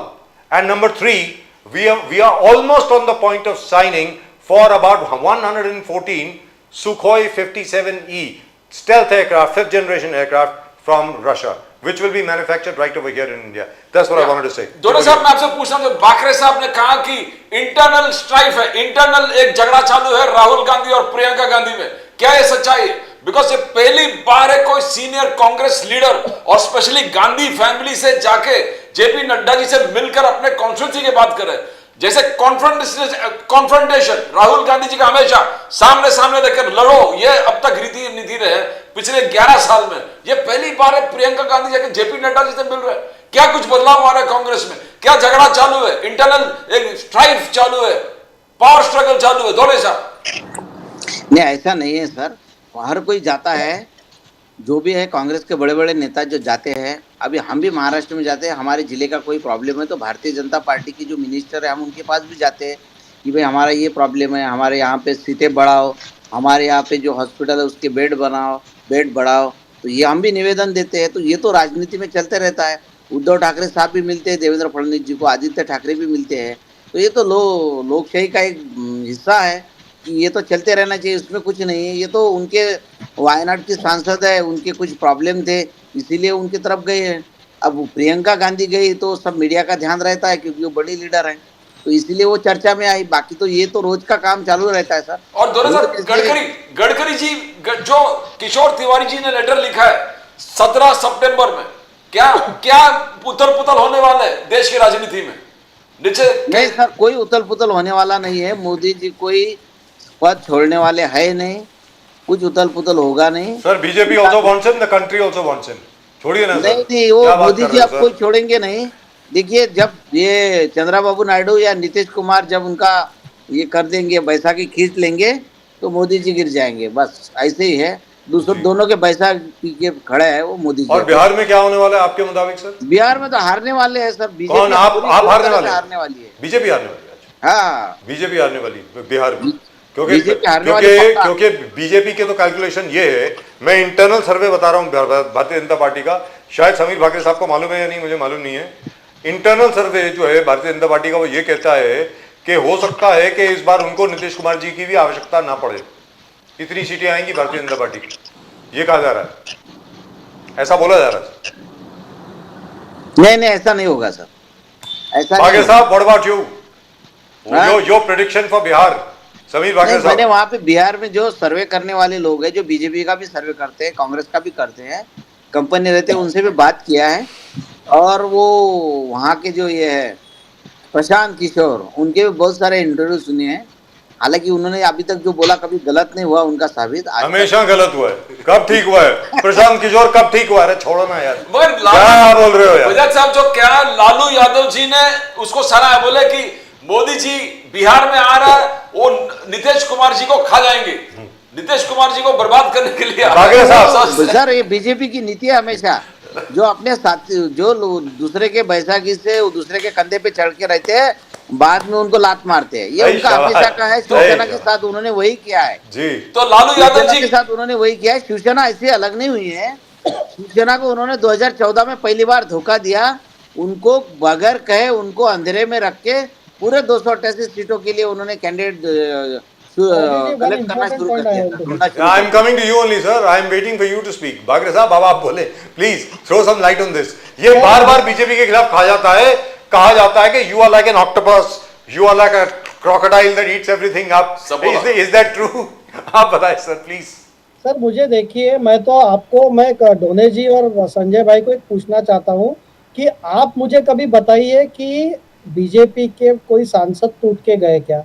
जब opposition में भी हम 50 साल रहे सर, लेकिन आइडियोलॉजिकल कमिटमेंट हमारे पार्टी से है, और हम इस पार्टी में आइडियोलॉजी के लिए है, हम देश सेवा के लिए और देश का एक सिविलाइजेशन के लिए। अगर कांग्रेस पार्टी इतने बार टूटी है, ममता बनर्जी, शरद पवार और इनकी उद्धव ठाकरे साहब की, तो इनका आइडियोलॉजिकल कमिटमेंट, इनकी ये उद्धव ठाकरे साहब की पार्टी तो बिकॉज उन्होंने आइडियोलॉजिकल कमिटमेंट छोड़ दिया इसलिए टूटी। लेकिन आप मुझे एक एग्जांपल बताइए कि बीजेपी अपोजिशन में रहते हुए भी टूटी है। सो सर आप देखिए, अगर सर, जब 2 सीट थी तब भी नहीं टूटे। आपकी आइडियोलॉजी में अजित पवार बैठते हैं क्या? डोने जी सुनिए मेरी बात, मैं मेरा पॉइंट आप समझिए, डोने जी मेरा पॉइंट समझिए पहले, फिर आप जवाब दीजिए। मैं ये बोल रहा हूँ कि भारतीय जनता पार्टी की कभी टूट होके सत्ता के लालच में कोई कांग्रेस पार्टी में विलीन हुई है क्या? कभी कोई दूसरे पार्टी में विलीन हुई है क्या? This shows that Bharatiya Janata party is the only party which has a nationalist vision, which has a commitment to ideology, which has commitment to its workers and कार्यकर्ता। हम लोग सब कार्यकर्ता है सर। कांग्रेस पार्टी तो इतने बार टूटी है कि ओरिजिनल कांग्रेस पार्टी को इन्होंने कांग्रेस आई बना के अभी आज की आईएनसी बना दिया। तो कांग्रेस पार्टी यानी कम से कम आज देश में 200 कांग्रेस पार्टी होंगी अलग अलग टाइप की। और सर, गांधी जी के वक्त भी टूटी थी सर, वही मैं बोल रहा हूँ सर, महात्मा गांधी के वक्त भी टूटी है। और आज आप संघ की बात कर रहे हैं सर, संघ की आइडियोलॉजिकल कमिटमेंट 100 साल से वही है। आज हमारे को हमारा खून भी निकलेगा तो उसमें से देशभक्ति निकलेंगी और नेशनलिज्म निकलेगा। तो मैं हमेशा ये चाहता हूँ, हमारे को सत्ता की भूख नहीं थी सर। अगर सत्ता की भूख रहती तो हम इमरजेंसी में कांग्रेस पार्टी से कॉम्प्रोमाइज कर लेते। हमारे अटल बिहारी वाजपेयी 17 महीने जेल में नहीं रहते, हमारे अडवाणी साहब जेल में नहीं रहते, मोदी जी नहीं रहते। तो अगर हमारी सत्ता की भूख रहती तो हमने कभी भी सत्ता के साथ कॉम्प्रोमाइज किया रहता। तो हमने जब भी आइडियोलॉजी के सामने सत्ता है तो सत्ता को ठुकरा दिया है। अटल बिहारी वाजपेयी जी है और हमारा इतना बड़ा ग्लोरियस इतिहास है। और वो डॉक्टर श्यामा प्रसाद मुखर्जी के वक्त से उन्होंने इस्तीफा दिया था when Jammu and Kashmir special status for Jammu and Kashmir. Sir देखिए कमिटमेंट, आज एक कांग्रेस पार्टी के कौन से minister, but he must be very happy today. Sir, Shyama Prasad Mukherjee's soul must be at peace. Yes, and उन्होंने पहली बार देश में But here I must say something. One second. I have to stop you right here. Sir, this is something which I had forgotten. I should have begun with this. Gentlemen, this is very important. Bhakare साहब, अब ये सुनने वाली बात है, जनाब ढोने साहब और संजय द्विवेदी जी, सुनने वाली बात है। आप लोग बार बार ये कहते हैं कि इस बार ऑपरेशन सिंदूर के दौरान कौन सा देश है जो भारत के साथ खड़ा रहा? कौन सा देश है जो भारत के साथ खड़ा रहा? कौन सा देश है जो भारत के साथ खड़ा रहा? सर, जब आर्टिकल 370 रिपील किया गया ना, मैं आपको जरा पीछे लेके जाता हूं, 1971 में लेके जाता हूं। आपको मालूम है सऊदी अरेबिया के किंग फैजल की स्टेटमेंट आई थी, वी स्टैंड विद पाकिस्तान। आपको मालूम है Iran was ready with its army to attack India and to support Pakistan अगर भारत की फौजें वेस्ट पाकिस्तान के ऊपर अटैक करती तो, and there is a statement to that effect. The entire United Arab Emirates stood with Pakistan. जब आर्टिकल 370 विड्रॉ किया गया, repeal किया गया, तब सऊदी अरेबिया की तरफ से स्टेटमेंट आई, that is an internal matter of India, we are not concerned. United Arab Emirates, that is Dubai, Abu Dhabi, Qatar, Oman, internal matter of India, we are not concerned. Sir, that is a big change. It's a huge change which has come about. आप लोग जो मर्जी कह लें. Fact is, the entire Middle East said we are not concerned. We don't care. Kashmir का जहां तक सवाल है, और आज तक ये वही लोग थे जो भारत के खिलाफ वोट करते थे कश्मीर के ऊपर। ऑपरेशन सिंदूर के दौरान इन सब लोगों ने कहा, भाई आपस में निपट लो, हमारा कुछ लेना देना नहीं है इसमें। भागरे साहब, अगर मैं गलत बोल रहा हूं तो बोलिए। समीर भागरे साहब। वही मैं आपके पहले भी डिबेट में बोल चुका हूं कि जो हमारा रिश्ते हैं with the Arab countries, it has improved so much that Pakistan ने कितनी कोशिश की, और आइडियोलॉजिकली अगेंस्ट जो एकमेक के खिलाफ जो मुस्लिम देश भी अगेंस्ट है, Saudi Arabia and Iran both are standing with us, so this is a big win for our foreign policy. That's right, it is. Dwivedi ji want to say something. Ji Dwivedi ji बोलिए प्लीज। बोले Dwivedi ji. Sir देखिए, जो पार्टी टूटने के बाद जो कह रहे थे जी, विधायक, इनके विधायक क्या पार्टी चेंज करके नहीं जाते हैं क्या? उत्तर प्रदेश में क्या हुआ अभी चुनाव समय? कितने विधायक चले गए, मंत्री तक चले गए, और कर्नाटक में उप मंत्री तक चले गए, उप मुख्यमंत्री तक चले गए, समझ छोटी पार्टी। तो आज की डेट में जब आपने इतना पैसा इकट्ठा कर लिया है, अडानी से लेके जितने आपके सब साथ में हैं, तो 50 हो गए एकदम रोके नहीं हो सकता क्या? सीबीआई की बात कर रहे हैं आप। सीबीआई सत्येंद्र जैन 4 साल बंद रहे, और 4 साल बाद सीबीआई कह रही है कि कोई हमारे पास इनके खिलाफ कोई केस सबूत नहीं मिल रहा, कोई केस नहीं है, तो ये क्या है भाई? आप जिसे चाहे उसे अंदर कर दीजिए। तो ये डर नहीं है क्या आदमी के अंदर? क्या संजय राउत एकनाथ शिंदे बन सकते थे क्या उनको डर नहीं दिखाया गया? या जो 26 विधायक 40 विधायक टूटे हैं, उनको डर नहीं दिखाया गया? डर नहीं दिखाया गया? 26 लोगों के ऊपर चल रहे थे मुकदमे। Sir that is something you have to answer. Bhagre साहब बाकी नहीं चल रही है। सर भागरे साहब से पूछते हैं। संजय द्विवेदी जी, मैं आपकी बात से सहमत हूं। सीबीआई और ईडी का डर नहीं है। ईडी तो किसी को अंदर कर दे, अभी बजाजी को अंदर कर दे, बजाजी की जमात नहीं हो पाएगी, नहीं हो पाएगी, 3 साल तक नहीं होगी, किसी को अंदर कर दे, 3 साल तक नहीं होगी सर, 3 साल तक नहीं होगी। आप अगर तानाशाही संगठन चला रहे, क्या हमारे उद्धव ठाकरे 30 साल तक अभी तक नहीं रहे? 12 ठाकरे कितने आपको एहसान है? जो पार्टी महाराष्ट्र में कुछ नहीं थी, आज आप कह रहे हैं तो 30 विधायक हमारे बन गए। कैसे बन गए आपके? दूसरी बात है, 2014 में किसने गठबंधन तोड़ा था? 2019 में अजीत दादा पवार से किसने सरकार बनाई थी? देखिए, ऐसा है कि जो चीजें समझ में ना आए उसको नहीं बोलना चाहिए, लेकिन बीजेपी के अंदर वही है। हमें मोदी जी का बयान हमारे पास है कि उद्धव ठाकरे को हमें हटाना है, उद्धव ठाकरे से हम नहीं जोड़ेंगे। Sir can I go to Sameer Bhagre साहब? नहीं कर सकते थे सर एकनाथ सिंधिया की गुलामी, सर उनको जवाब देने दीजिए ना। नहीं कर सकते थे। अरे द्विवेदी जी, आप ही के आदमी लगाते चालो 70,000 करोड़ के 70,000 करोड़ चक्की पीसिंग, आज वो आपके खास बन गए। द्विवेदी जी, बंगाल में जिन पे आपने आरोप लगाया, सब आपके आज खास बन गए। असम में जो कांग्रेस थे, वो आज मुख्यमंत्री बैठे हुए। संजय द्विवेदी जी, मैं समीर भागरे जी से पूछ लूं। आप अटल बिहारी वाजपेयी की बात मत करिए। उन्होंने एक सांसद नहीं था, 5 साल बाहर बैठे थे, लेकिन आपके अदूप बाहर हैं। आप बता दीजिए मुझको। आप चलिए, आपने पूछ लिया ना, उनको जवाब तो देने दो। जीत नहीं ली तब तक संजय द्विवेदी जी, संजय द्विवेदी जी, क्षमा चाहता हूँ आपसे। संजय द्विवेदी जी, 2 मुख्यमंत्री जेल में गए। इतिहास है क्या? तो आपने तो इतिहास ही बदल दिया, चुनाव में इतिहास बदल दिया बिल्कुल।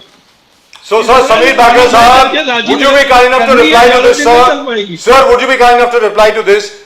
Just one small little question to you before we close. Satyendra Jain was in jail for 2.5 years. The case against him continued for 4 years. Now the CBI says there is no evidence against Satyendra Jain. 4 साल से तो बंदे की आपने उसकी तो हालत खराब कर दी, जिंदगी खराब कर दी ना sir. Not even an apology. तो सर मेरा ये कहना है कि 1 महीने का जो आप अभी ये 138 अमेंडमेंट लेकर के आ रहे हैं, आप तो किसी को भी उठा करके जेल में डाल देंगे. सर अगर मान लीजिए पीएमएलए का केस है तो 6 महीने के पहले तो हियरिंग भी नहीं होती है, 2 साल के पहले उसको बेल नहीं मिलेगा. तो आप ये बताइए, is that being fair sir? Bhagre साहब please. Sir let me be very categorical on this. Yes. Basically Satyendra Jain को बेल की एप्लीकेशन सुप्रीम कोर्ट ने रिजेक्ट की थी. कोई सरकार किसी को जेल में 1 दिन के लिए डाल सकती है, लेकिन उसको कोर्ट में तो प्रेजेंट करना ही पड़ता है. और अगर पीएमएलए का प्राइमा बेसिक केस नहीं बनता है तो supreme court will intervene in that. Sir ऐसा नहीं है आज Bharatiya Janata party. Sir, we'll discuss that later. We'll discuss that later because just one line. Sir, I'll let you speak. I just want to put in this. I am very familiar with PMLA. I am very, very familiar with PMLA. In the matter of Satyendra Jain, Supreme Court refused to look at the file. They said, come through the proper channels. That's what happened. They didn't reject his bail. आगे बोलिए. और सबसे पहले कोई छूटा होगा, संजय राउत छूटा है 3 महीने में. रेस्ट 6 महीने से पहले बागरे साहब कोई छूटा नहीं है. हाँ, आप बागरे साहब आप बोलिए प्लीज. Complete please. सर ये जो सब लोग हैं, संजय राउत जी कोई देशभक्ति के जुर्म में जेल में नहीं गए थे. पत्राचाल घोटाले में इनके वाइफ के अकाउंट में पैसे आए थे इसलिए जेल में गए थे. तो ऐसा दिखाना चाहते हैं कि भाई हमने बहुत अच्छा काम किया, उसके बाद भी बीजेपी ने हमको जेल में डाल दिया. और सर मैं आपको एक लार्जर सवाल पूछना चाहता हूँ. जब जैन हवाला का ये हुआ था उसमें सिर्फ अडवाणी जी का LA करके नाम आया था, ऐसा आरोप उन पे हुआ और उन्होंने इस्तीफा दे दिया. अमित शाह जी को झूठे केस में कांग्रेस पार्टी ने फंसाया तो उन्होंने गृह मंत्री करके इस्तीफा दे दिया. तो ऐसा बीजेपी का एक कौन सा. और ये अरविंद केजरीवाल 6 महीने जेल में बैठ के सीएम बन के बैठे हैं. ये इनके अनिल देशमुख जो 100 करोड़ का भ्रष्टाचार करके वो होम मिनिस्टर जेल में बैठे हैं. इनके नवाब मलिक मंत्री करके जेल में बैठे हैं. तो ऐसे देश चलेगा क्या? और अगर आपके ऊपर आरोप हुए हैं तो आप क्यों उसके ऊपर डर रहे हैं? हमने तो जब भी हमारे ऊपर आरोप हुए, हम आरोप जब तक फॉल्स सिद्ध नहीं हुए हम वापस नहीं आए. अमित शाह जी को तो इतनी गहरी साजिश में फंसाया था, फिर भी उन्होंने इस्तीफा देके अपना केस लड़ा और न्यायपालिका से उनको एग्जोनरेट किया गया. तो मेरा ऐसा मानना है कि कांग्रेस पार्टी और ये अपोजिशन पार्टी, मैं इनको पूछना चाहता हूँ, चलो बात छोड़ो, लालू यादव जी को तो 6 बार कन्विक्ट किया गया, क्यों कांग्रेस पार्टी उनके साथ चुनाव लड़ रही है? क्यों कांग्रेस पार्टी चुनाव लड़ रही है? इनके जो और अरविंद केजरीवाल जी का जो लीकर का केस है वो तो कांग्रेस पार्टी बोलती है कि हमने शुरू किया, क्यों उनके साथ दिल्ली का चुनाव लड़ा? सो देखिए सर कहां लड़ा दिल्ली का चुनाव? उनके साथ, उनके खिलाफ लड़ा, तभी तो आप जीते हैं. सर कांग्रेस ने लोकसभा का चुनाव लड़ा था, which is why Arvind Kejriwal has lost. I agree with you. Yes, you're right. They fought together quite true. RJD के साथ ये चुनाव लड़ रहे हैं सर. जी बिल्कुल. 6 बार कन्विक्टेड लालू यादव है, तो वो कौन सा उन्होंने बहुत बड़ा काम किया है? सर पहला कन्विक्शन लालू यादव जी का कांग्रेस की सरकार के दौरान हुआ था. सर लालू यादव जी का पहला कन्विक्शन कांग्रेस की सरकार में हुआ. मुलायम सिंह जी का ऊपर डिस्प्रोपोर्शनेट एसेट का केस इनके ऊपर हुआ. सोरेन साहब के ऊपर उनका पहला केस हुआ. तो कांग्रेस ए राजा के ऊपर कांग्रेस पार्टी की सरकार थी. सर उन सबको कांग्रेस ने जेल में भेजा सर.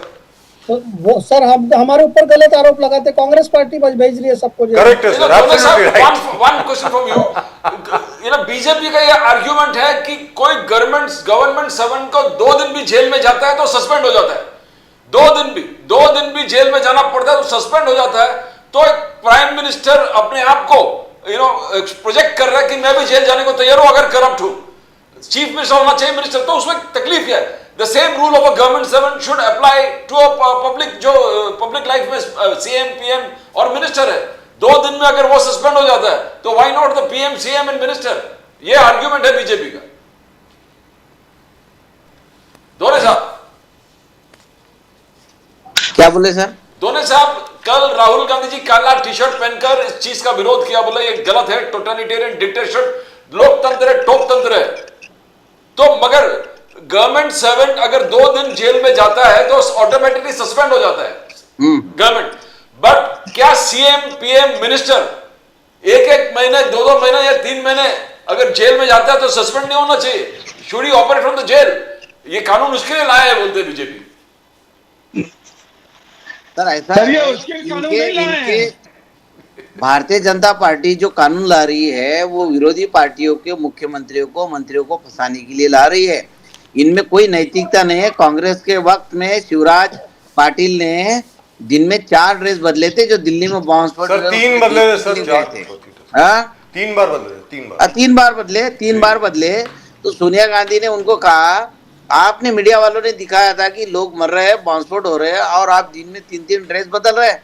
सर सोनिया गर्मी गांधी ने थी, कहा कि आप दिल्ली में इस्तीफा गर्मी दे दो। थी सर, दिल्ली में गर्मी थी। विलासराव देशमुख जो मुंबई के होटल ताज पे हमला हुआ था, उसके बाद में विलासराव देशमुख के साथ उनका लड़का राम गोपाल वर्मा गए तो सोनिया गांधी ने उनको कहा कि लोग मर रहे हैं और आप पिक्चर बनाने की सोच रहे, आप इस्तीफा दो। शिवाजीराव पाटिल निलंगेकर ने उनके लड़की के लिए वाइस चांसलर को फोन करके देखना जरा मेरी लड़की की तरफ, तो उनको इस्तीफा देने को कहा। ये नैतिकता कांग्रेस के पास है सर, ये भारतीय जनता पवन पार्टी बंसल के भूल पास गए सर आप। नहीं है। सर इन्होंने पवन तो बंसल आप भूल गए। करप्ट लोग हैं, पूरे दुनिया भर के करप्ट लोग भारतीय जनता पार्टी के साथ शामिल हो गए। छगन भुजबल हो गए, बाद में ये अजित पवार हो गए, कई लोग हैं ऐसे। और इसके भारतीय जनता पार्टी में भी खुद है नीतीश राणे, नारायण राणे से लेके कई लोग हैं जो पूरे करप्ट है और इनके साथ मिल गए। ऐसा एकनाथ शिंदे की तो ईडी की चौकसी शुरू हुई थी तो उनको भी साथ में ले लिया। ऐसे तो बहुत सारे नाम हैं। अभी तो ऐसा है कि लोगों को जेल में जाओ या भाजपा में जाओ, 2 ही पर्याय रहते हैं। आप जेल में जाएंगे, भाजपा में जाएंगे। तो बोलिए आप भाजपा में कब जा रहे हैं सर? नहीं, हम क्यों जाएंगे भाजपा में? हम तो जेल या भाजपा एक दूसरे के पर्याय, हमारे कोई बुरे काम है नहीं, हम क्यों जाएंगे? बाकरे साहब ने ईमानदार आरएसएस आदमी में है, बोला देखो है। बेईमान आदमी जाएगा भाजपा में, ईमानदार आदमी नहीं जाएगा सर। आरएसएस बेईमान ने आदमी भाजपा में जाएगा। हम ईमानदार हैं, हम इतना खुल के बात करते हैं। बीजेपी वाले क्या कर सकते हैं? हमारा कोई ये नहीं है, 2 नंबर के धंधे नहीं है, कोई हमने करप्शन नहीं किया है। राइट, हम आई क्या थिंक कर टाइम टू सकते गो हैं? सर, इट्स ऑलरेडी तो आरएसएस में जाएंगे क्या? बाकरे साहब का इन्विटेशन था आरएसएस ज्वाइन करने के लिए। नहीं, देखिए ऐसा है कि उन्होंने मुझे जो इनविटेशन दिया मैं उसके लिए उनका आभार व्यक्त करता हूँ। लेकिन जब मैं इतिहास पढ़ता हूँ आरएसएस का कि इन्होंने देश की आज़ादी को विरोध किया था, 1942 के आंदोलन को विरोध किया था और आरएसएस के लोग छत्रपति शिवाजी महाराज के खिलाफ में थे, संभाजी महाराज के भी खिलाफ में थे, उनके खिलाफ उन्होंने लिखा। तो मेरी इच्छा ही नहीं होती सर आरएसएस में जाने की। क्यों झूठ बोलते हो? नहीं, क्यों कोई झूठ झूठ नहीं बोलते हो? बोलता। गोलवलकर जी क्यों ने झूठ उनके विरोध बोलते में हो? लिखा, क्यों झूठ सावरकर बोलते ने हो? विरोध में लिखा है। अरे सब इसका भाई, इतिहास है आपके सर, झूठ जवाहरलाल नहीं बोल रहा। नेहरू 5 साल जो जेल में रहते चश्मदीद थे। गवाह है सर, सुनिए। सावरकर साहब ने काला पानी की सजा ली है। जवाहरलाल नेहरू का मेरे को प्रिजन का फोटो राजू जी दिखा दीजिए। जी, वो तो आज दिखा भी देता हूं। दिल्ली में 5 स्टार होटल सर का दिखा नाम देता लिखा है। हूँ, दिखा देता हूँ सर। हर एक क्या का सेक्रेटरी साथ में गया था सर सर जेल में। ये हमारा दिल मानता ही आपको नहीं। गलत इतिहास पढ़ाया गया है डॉक्टर नहीं, डोले गलत जी। इतिहास नहीं पढ़ा है गलत इतिहास सर। पढ़ाया गया इतिहास है। आपके तो कांग्रेस पार्टी ने पूरे लेफ्टिस्ट हिस्टोरियन रखे थे, रोमिला थापर से लेके बिपिन चंद्रा, इरफान सभी लोगों ने इरफान गलत इतिहास हबीब लिखा है। जी। सर एक बात मैं मानता हूँ कि आजादी के बाद जिस तरह का इतिहास लिखना चाहिए था कांग्रेस के सरकार में वो नहीं लिखा गया। कांग्रेस की गलती हुई। आरएसएस का भी इतिहास लिखना चाहिए था कि आरएसएस अंग्रेजों से मिली हुई थी, देश के स्वतंत्रता आंदोलन का उन्होंने विरोध किया था। कहाँ लिखा? वो लोग सर कांग्रेस में भी रहे होंगे, लेकिन ये इनके लोग थे बहुत सारे। एक विशिष्ट एक देखिए, सर एवरी ऑर्गेनाइजेशन एक उच्च वर्णीय समाज जो हमेशा भारतीय जनता पार्टी का समर्थक रहा, वही लोग विद्वान और वही लोग लेखक रहे हैं सर। उन्होंने इतिहास को छिपाने का काम किया है। हम भी कांग्रेस के इस पे जब जाते हैं, मंच पे जाते हैं, तो हम बोलते हैं कि क्या हुआ था, ये इतिहास लिखना चाहिए था। नाथुराम गोडसे का इतिहास लिखना चाहिए था। कौन था? सावरकर का इतिहास लिखना चाहिए था कि सावरकर का इतिहास कैसा है, शिवाजी महाराज के बारे में क्या बोला है, संभाजी महाराज के बारे में क्या बोला है। गोडवलकर का इतिहास बोलना चाहिए कि मनुस्मृति का समर्थन किया था। ये इतिहास नहीं लिखा गया है, ये कांग्रेस की गलती है। ये इनका इतिहास सामने लाने की Right, gentlemen, this will be a very long discussion. Thank you. गोडवलकर जी के जो विचार है कांग्रेस हम की जनता सबसे तक बड़ी गलती है पहुंचाएंगे। गांधी परिवार को सत्ता में Thank you, gentlemen. नेता मांगना। खत्म। Thank you gentleman, it's been a great pleasure.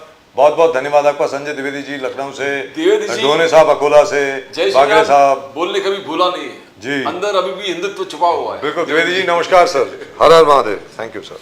हर महादेव। हर हर Mahadev. Thank you very much. Right. So that was a long discussion and very meandering discussion. Yes, yes. I wish it could have been more It could focused. go on for- But the point is, once you start Dr. Dhone on something, especially with regard to the RSS You or to started Savarkar from- or to Chhatrapati and you Shivaji started Maharaj. that from there only, exactly, which touches chords, his internal chords. So then he And he starts springs off up in the there top of the mind. and he doesn't want to stop. But the only thing is, very good news as far as India is concerned. India's relation with Russia strengthens. The trade minister says, आपको जो American ने जो आपकी goods के ऊपर 50% tariff लगा रखे हैं, आप वो रशिया में भेजिए, वील बाय इट. चाइना के साथ जो ट्रेड रूट हुए वो खुल गए हैं सर. वो ऑल द पासेस, जो 4 पासेस थी जिनके थ्रू ट्रेड होता था चाइना के साथ लैंड रूट पे, that is already been open. और उसके अलावा new routes have been planned. The route from Mumbai, Vizag, Calcutta to Shanghai, that is already been planned.